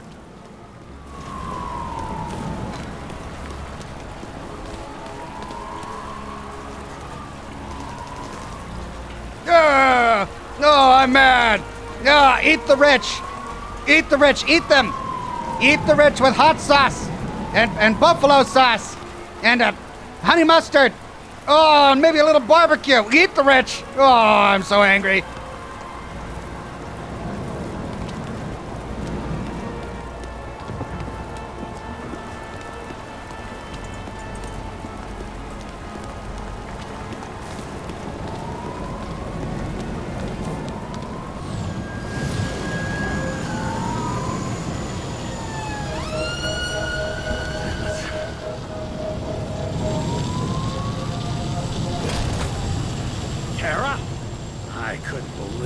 system spat out your name, and you just happened to be in the middle of this shitstorm. Unlocked. Listen, I need your help.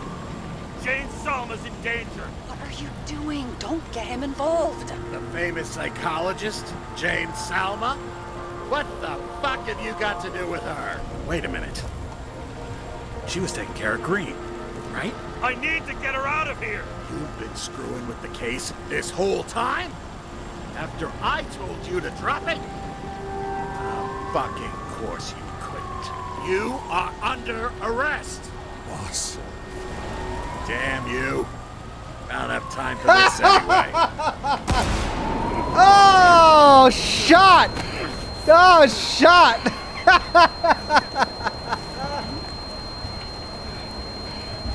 The end. Game over. Watch out! Car! Fuck! Ooh. Oh, no, duck, duck. Oh, no. The end. Hope you enjoyed the game, everybody. Nobody wants to die, but sadly you died. End of game. Say something. Fuck. This better just be a bad connection.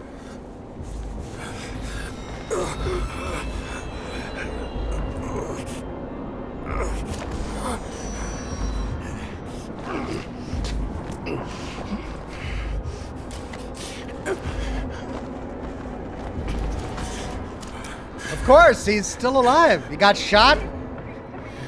He got hit by a car. He's good. He's good. All in the line of duty. So, had we covered for the chief earlier in the stream, we probably would have unlocked that third dialogue option, which likely would have been convincing him to let us through without this happening. But you see how the car hit us anyway?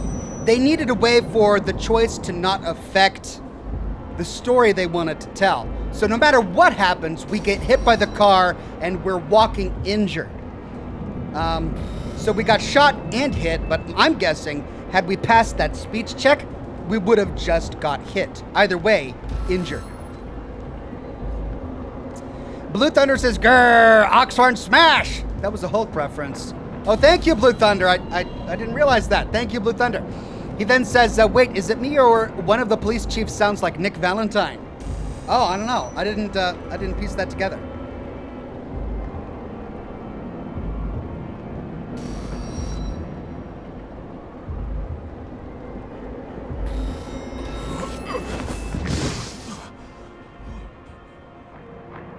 Can you hear me? Head to the statue. Yeah, don't worry about me. Save her, please. It's really close now. I mean, I just got shot and hit with a car, but don't worry about me. I'm okay. I'll save your body. I'll save it. Here I go. They're all running backwards. She's slowing down. She must be getting tired. She's walking around the statue.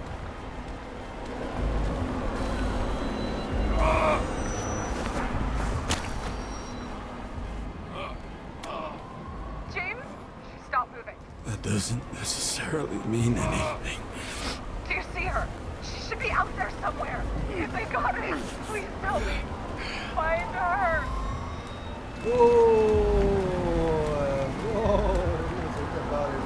She must be somewhere straight ahead. Can you see her?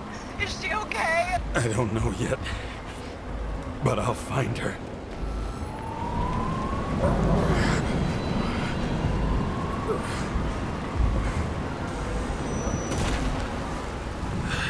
There she is.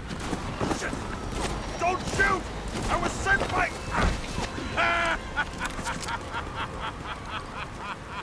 Too late! She belongs to me! Salma is innocent! Let her go!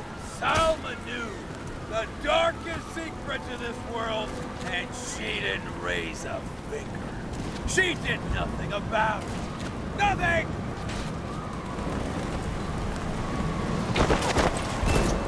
You deserve each other!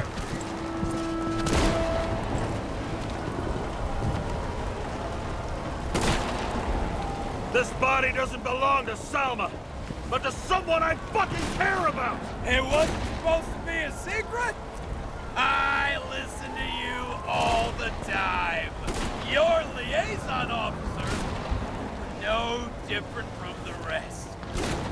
She deserves to be punished like the rest. You don't have the guts. A pseudo-revolutionary like you shouldn't be focusing on bigger goals? Who said I'm not doing exactly that? Over the years, I've watched people look away, go blind. But thanks to Salma, all have access to the minds of millions. And I'll get anyone who props up this rotten world. I'm gonna make sure the fire of justice burns it clean.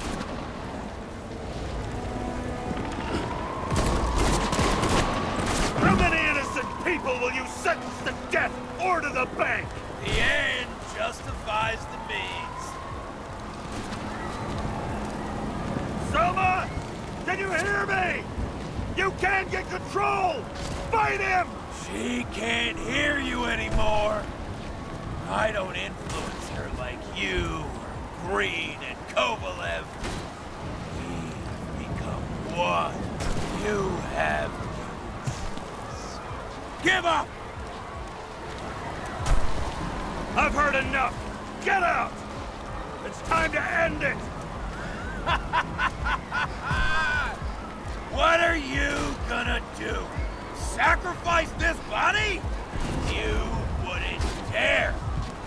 We both know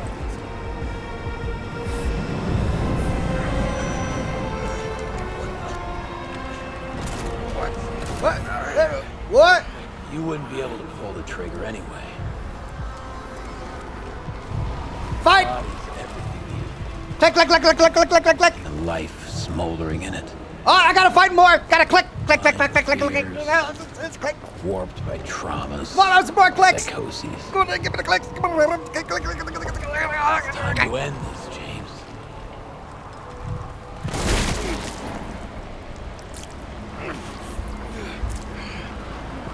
Game over. I didn't shoot. Stop fighting. Is it so hard for you to understand all of this? I can fight more. You Oh, it's really hard though. living a stolen life. For what? Oh, come on. Get the fight. Keep monologuing. Keep monologuing. Oh.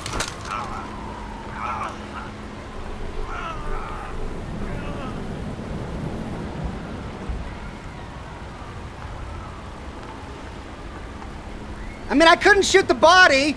It was Sarah's body. Thanking me. That was a really hard one to fight through. Can I do it? Can I still grab the gun? Oh, come on! Click, click, click, click, click, click, click, click, click, click, click, click. Yeah. Shoot. Thanks, motherfucker. Did I kill her? I wasn't even aiming at her. I just fired off into the distance. That got her, I guess. So, Sarah, about your body. James?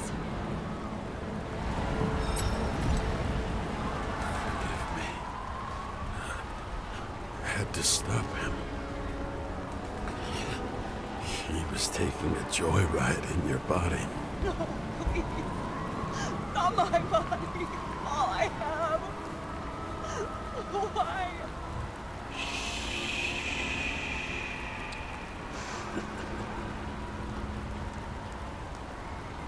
Well, I killed Sarah's body. Crap. Alienated my only partner. Lost my wife. Alienated the chief. He tried to shoot me. God, everybody hates this guy. I'm coming. Rachel. Rachel, what happened to the sky? It's no longer pretty. It's dark, Rachel.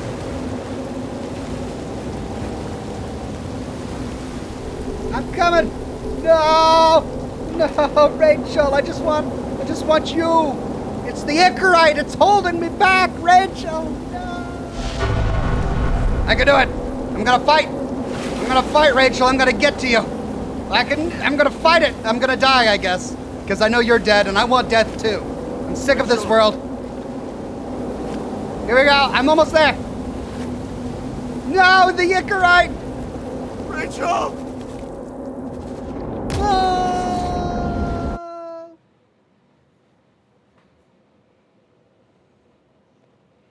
Oh. Okay. The Raging Krogan says you got the bad ending. Wait, hold on. I just had a crash to desktop here. After 7 hours of gameplay, not sure exactly what happened. The Raging Krogan says you got the bad ending. One of your choices was wrong. I can't imagine that being the good ending. So yeah, that was a bad ending. Let's try that again. Hopefully it won't happen again. Not sure why I had a memory issue.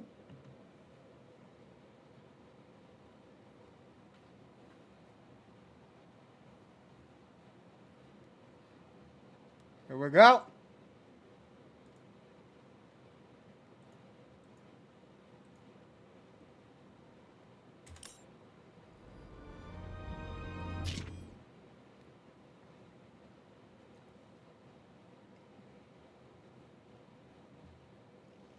Let's see where it puts me. Okay, right here. This must be the Icarite Bank.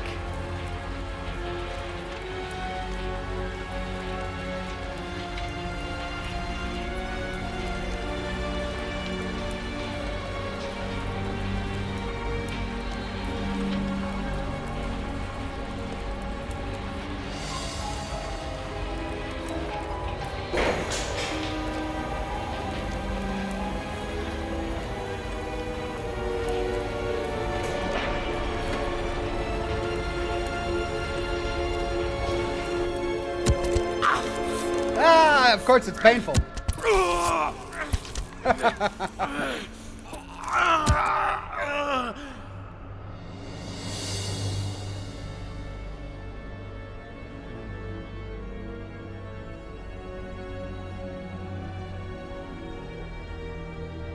Thomas Anderson? Mr. Anderson? Is that a Matrix reference?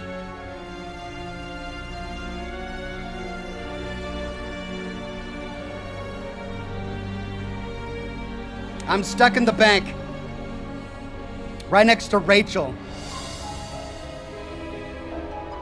That's the ending I get. Oh my God.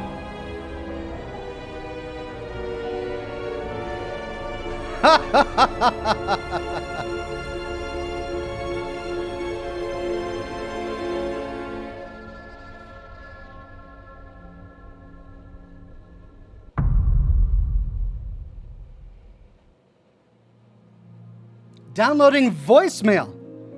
Oh, it's like the ending to Cyberpunk 2077 if we commit suicide. I dragged my feet calling for a long time. I knew you wouldn't pick up, obviously, but it still wasn't easy. Bits and pieces of our last conversations haunt me at night. I still can't put them together. I believe that you had your reasons. I have to believe it. I tried to find something out from Salma, but she completely cut herself off and removed the Sonin GPS tracker. I thought it was over for me. Until one day some bigwigs in suits came in here. I shot one of them. Stupid misunderstanding. Just like with you. I didn't think Salma would send anyone. She arranged for a body exchange and transferred the payment. And because of the riots, no one even bothered to question me. So I finally had a bit of luck. If I just do it once or twice more, I'll have enough money to get Taylor out. I'll fight for her. Just like you'd fight for Rachel.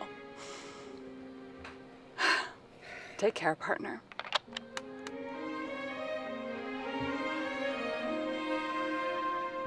Wow. I feel like a huge failure. Somehow I got the bad ending. Maybe it was because of all of the scotch I drank. I got all of the puzzles right.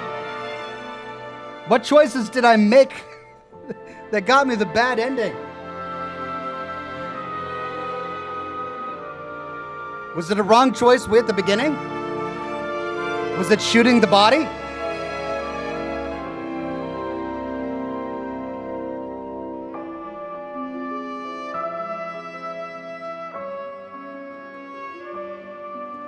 Sarah says it's Humans of Detroit all over again. Detroit become human? Yeah.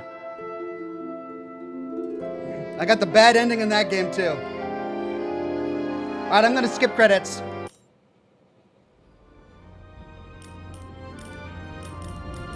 It's gonna put me right at the ending.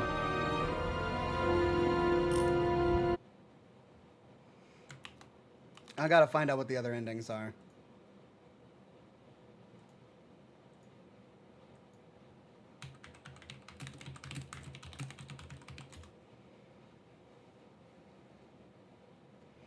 Okay, let me see if I can find them, and I'll try to play them.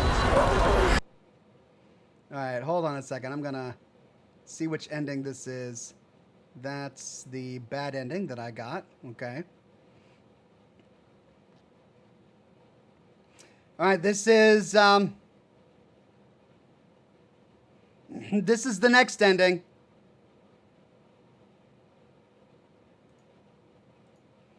Looks like there's 3 endings. I don't know which one this is, but this is one of the other endings, okay?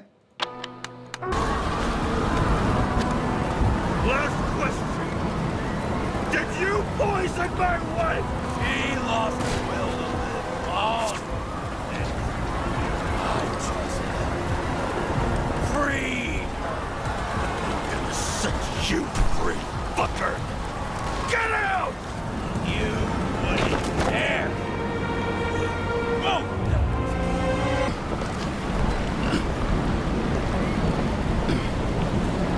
So it's based on the choices I made in that last fight?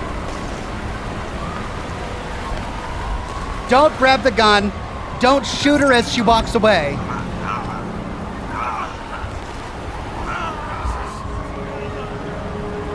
James? He escaped in her... your body. I wasn't able. So the body's okay? Nothing wrong with it? That's all she cares about. I'm sitting here dying. God, Sarah. I'll be straight with you. I remember your last words, but I dropped our case. I've lost my moorings. I hope you understand. Take care, partner. That's it.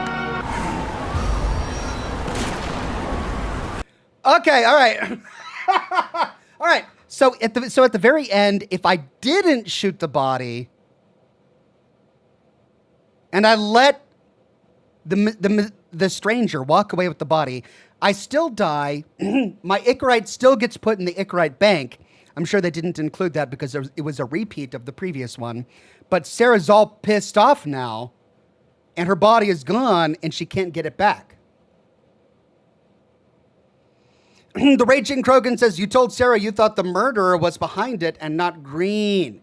That one bad choice.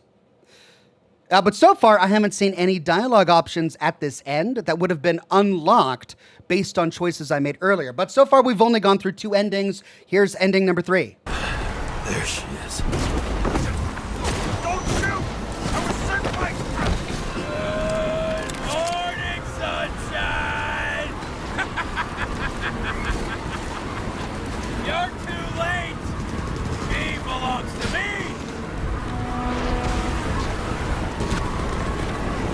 We have a problem.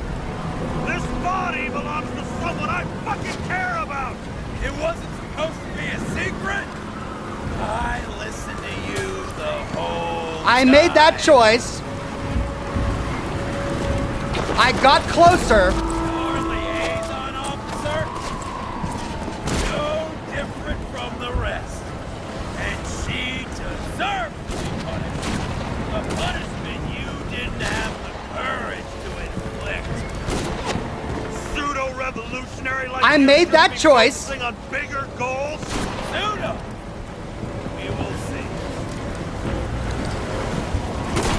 I moved closer.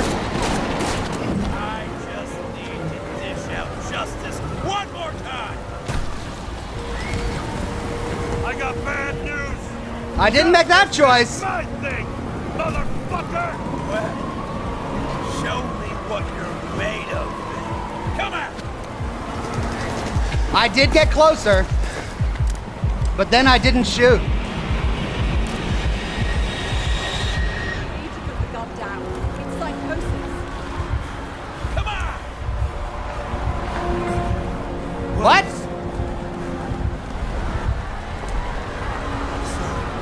I mean, Selma, is that you? Fight him. Take back control. Like him. You think someone's controlling me, right? Wait. What? Let's fight him together. Can we? We'll fight him together. We'll make it. Just put the gun down. It's just me. He's taking over your body. It's happened to me too. You can beat him. You gotta fight. I can't see what you see, or hear what you're hearing, or feel what you're feeling. But I know even Green struggled with something similar. It's desynchropsychotic disorder. Oh! What? Probably our Icarite. Our mind has a limit. They can only handle a certain number of traumas and reincarnations. Until it gives out. I don't know if I can help you, to be honest, but I'll try. You just have to let me go, okay?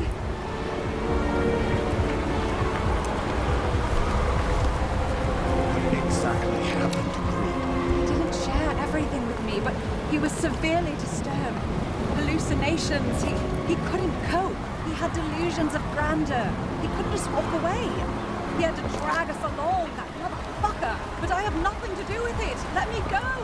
Put the gun down. Come on. You can trust me. Drop it. Please.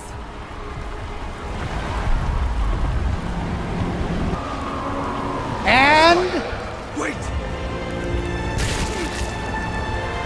he gets shot anyway. He gets shot anyway. Sorry. You were too much of a risk. He gets shot anyway. Okay, so he shoots her and gets shot anyway.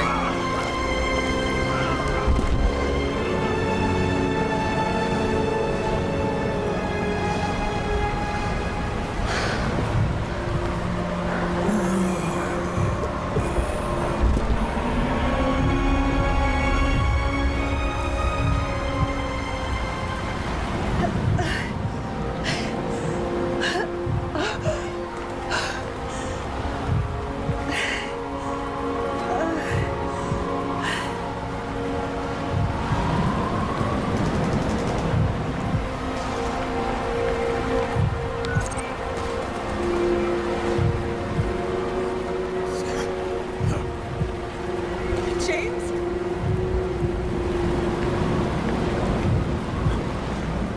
I screwed up. No. She... Forgive me.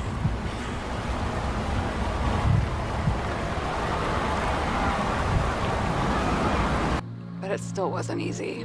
Bits and pieces of our last conversations haunt me at Same night. conversation. Okay. I still can't put them together. I believe that you had your reasons. I have to believe it, even though I'm having a hard time. I don't know what happened to Selma. I think they transplanted her into a new body, but Oh, this is she different. doesn't make public appearances. Maybe she's out of sync, or maybe she just forgot about me. I'm just guessing here. Too much of that, and I'll lose it. On the plus side, no one fired me from the police force. No one even bothered to come here. So, I still have access to the system and can operate remotely. I remember your last words. I don't know where you went wrong, but I'll try to be more careful. I decided to devote every last moment to getting him. As soon as Seth is back on his feet, I'll be in touch with him. I hope he'll help me. I'll avenge us, partner. Okay, all right. So, looks like there were 3 options. So, interesting. So, she is trying to convince us, Salma's trying to convince us that this mysterious stranger, this murderer, is in our head. It's part of the synchronization process. We're basically turning cyber psycho. He's not real. And it's the same thing that happened to Green. Once we're given that information by Salma, we have 3 choices. We can hesitate, in which case she shoots us because she can't take the risk. Or we can shoot her, in which case she shoots us and we both die, which essentially leads to the Icarite Bank ending. But this appears to be the 3rd choice, where we purposefully put the gun away, and now we're about to see what happens. Blue Thunder says, so this game, you, the player, still die on different endings, no alive? Well, we're not through all of the endings yet. We're exploring all of them. So far, every ending we've seen ends with our mind in the Icarite Bank, with a couple of variations. The body is alive or it isn't. What's interesting is, when we shot her before having this conversation, Sarah gets a better ending. Salma goes out of her way to make sure that Sarah is taken care of. But if we go through this conversation and we still kill the body, Salma then forgets about Sarah, which I don't quite understand. Okay, so 3rd option, put the gun away.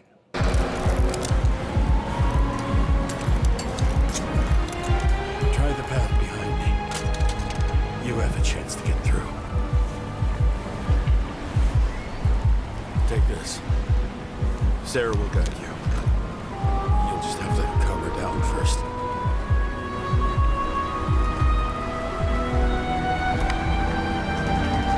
Thank you.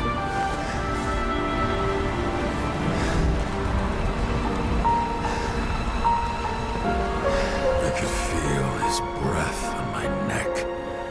I should have felt fear or anger, but I just felt serene.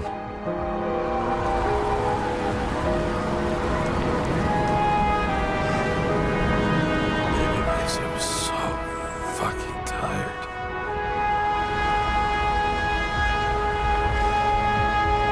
First, Hey, Rachel! I really made it.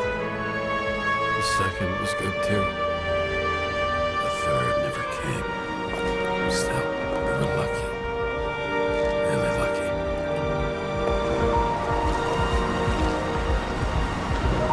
I've been living a stolen, anguished life for a long time. And he was born from that pain.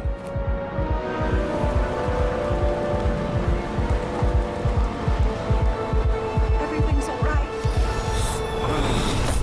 Your time is long over. Run! I'll get her anyway. I'll drag her into this. You as the tool.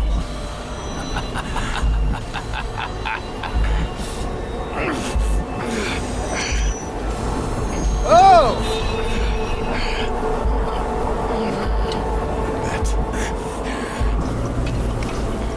Glug, glug, glug. No Icarite Bank for him. Permanent death. He gets to see Rachel.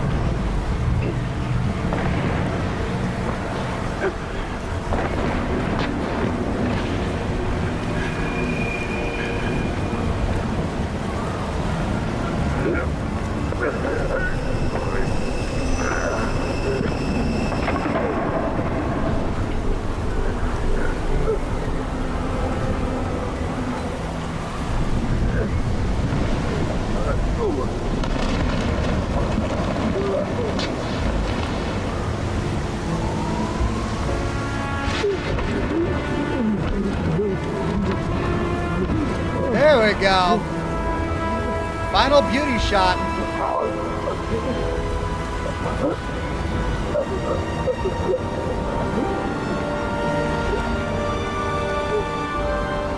What a reward for apparently making the right choices.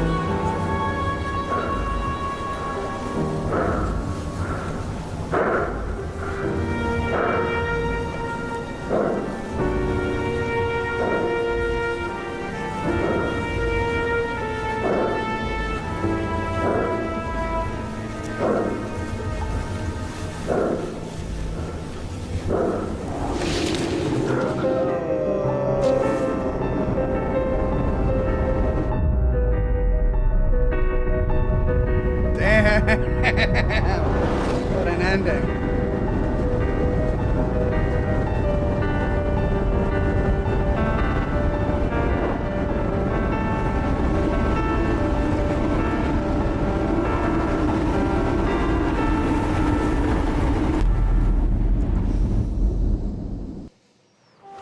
There we go, see? He finally finds Rachel. And we walk forward. It's the afterlife. But where's Rachel? Where is she? She was to meet me here. Did she not get my message in a bottle?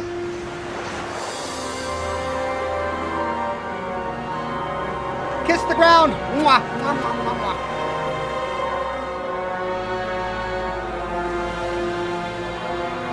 And she'll be there when he stands up.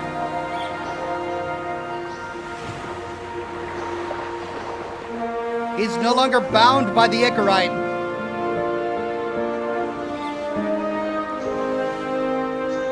There she is.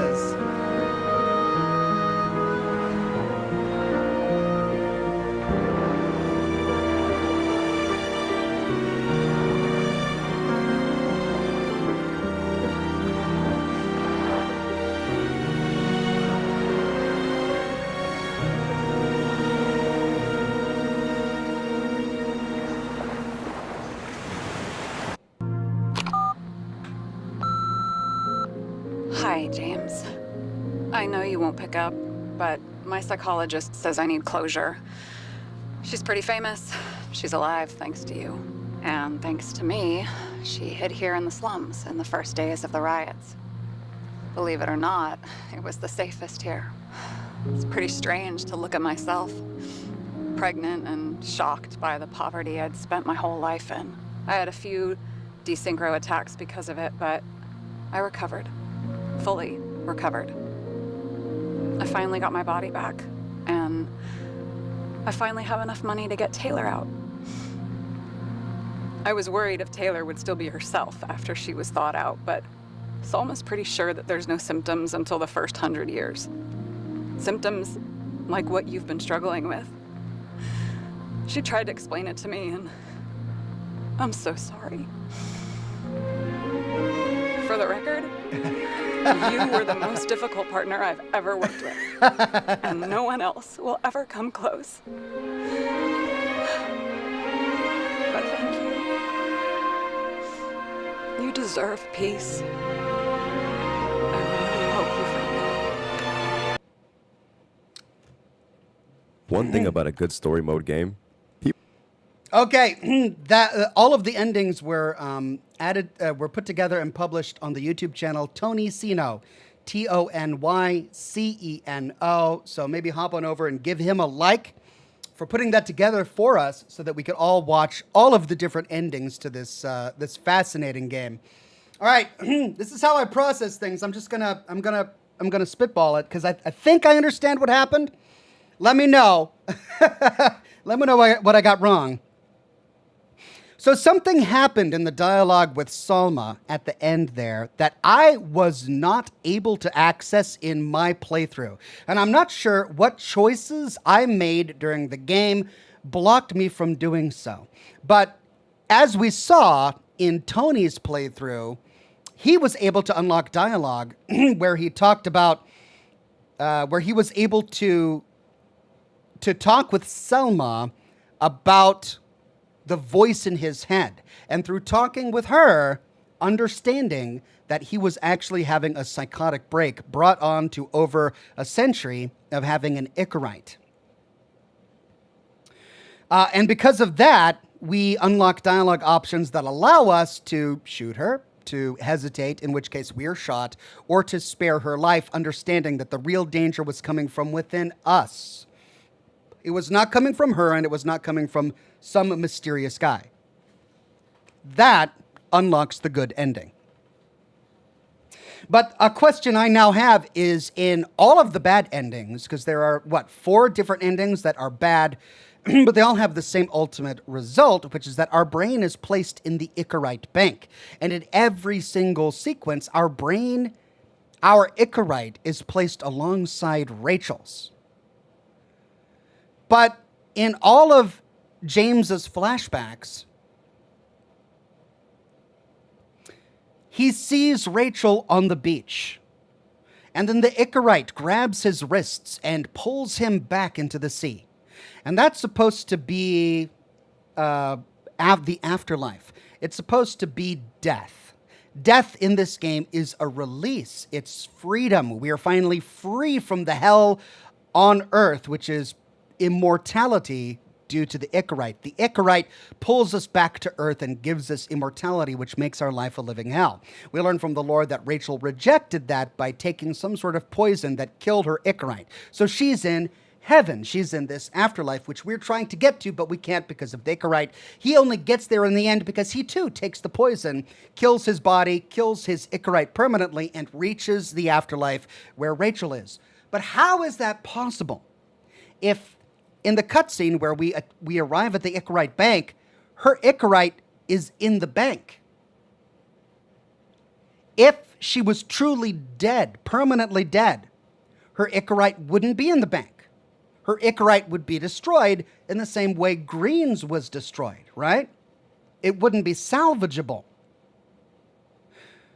So how is there an ending where we see her in the afterlife because we're both dead, and at the same time there's an ending where she's in the memory bank along with James? That, I guess, is where I still have a little bit of confusion.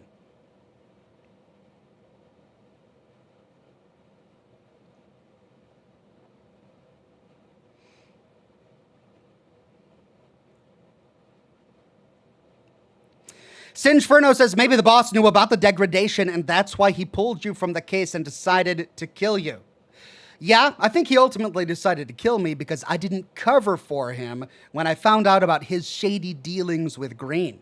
Remember, I decided to expose them, you know, like a good police officer would do, because corruption among police is indefensible. But that choice ended up biting me later because he shot me. Ultimately, it didn't matter because he just flew off and then a ruined car smashed me. So I ended up getting hurt either way. Singeferno says maybe she never took the poison and it was part of your psychosis. He sees her in heaven because it's her heaven, or rather it's his heaven. He died, he took the poison, he goes to his version of heaven where he sees her in his own heaven, which is just a fantasy, but she's not really there because she didn't really take the poison? Maybe. That's certainly possible.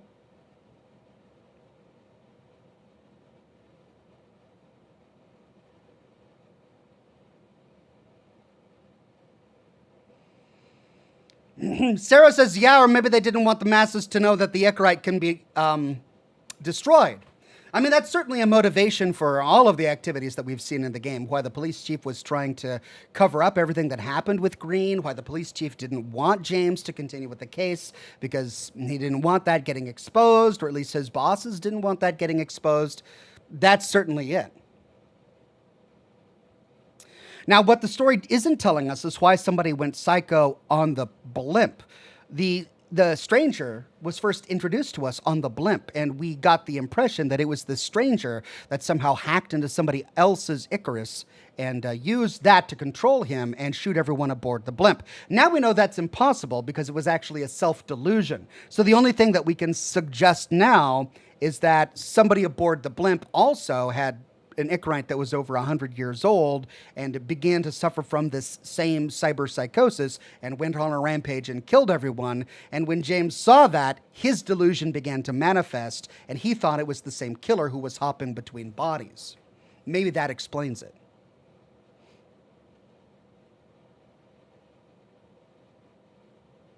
Sigurd Revna says maybe the Icarite doesn't keep you alive, but a copy of you. Oh, that's an interesting thought. So maybe there's still a copy of Rachel, and now, as a consequence, I suppose, James, still in the Icarite bank. An interesting idea. But then again, we also learn at the end that Sarah did manage to get Taylor, her sister, released from the Icarite bank because she managed to get enough money to put her in a real human body.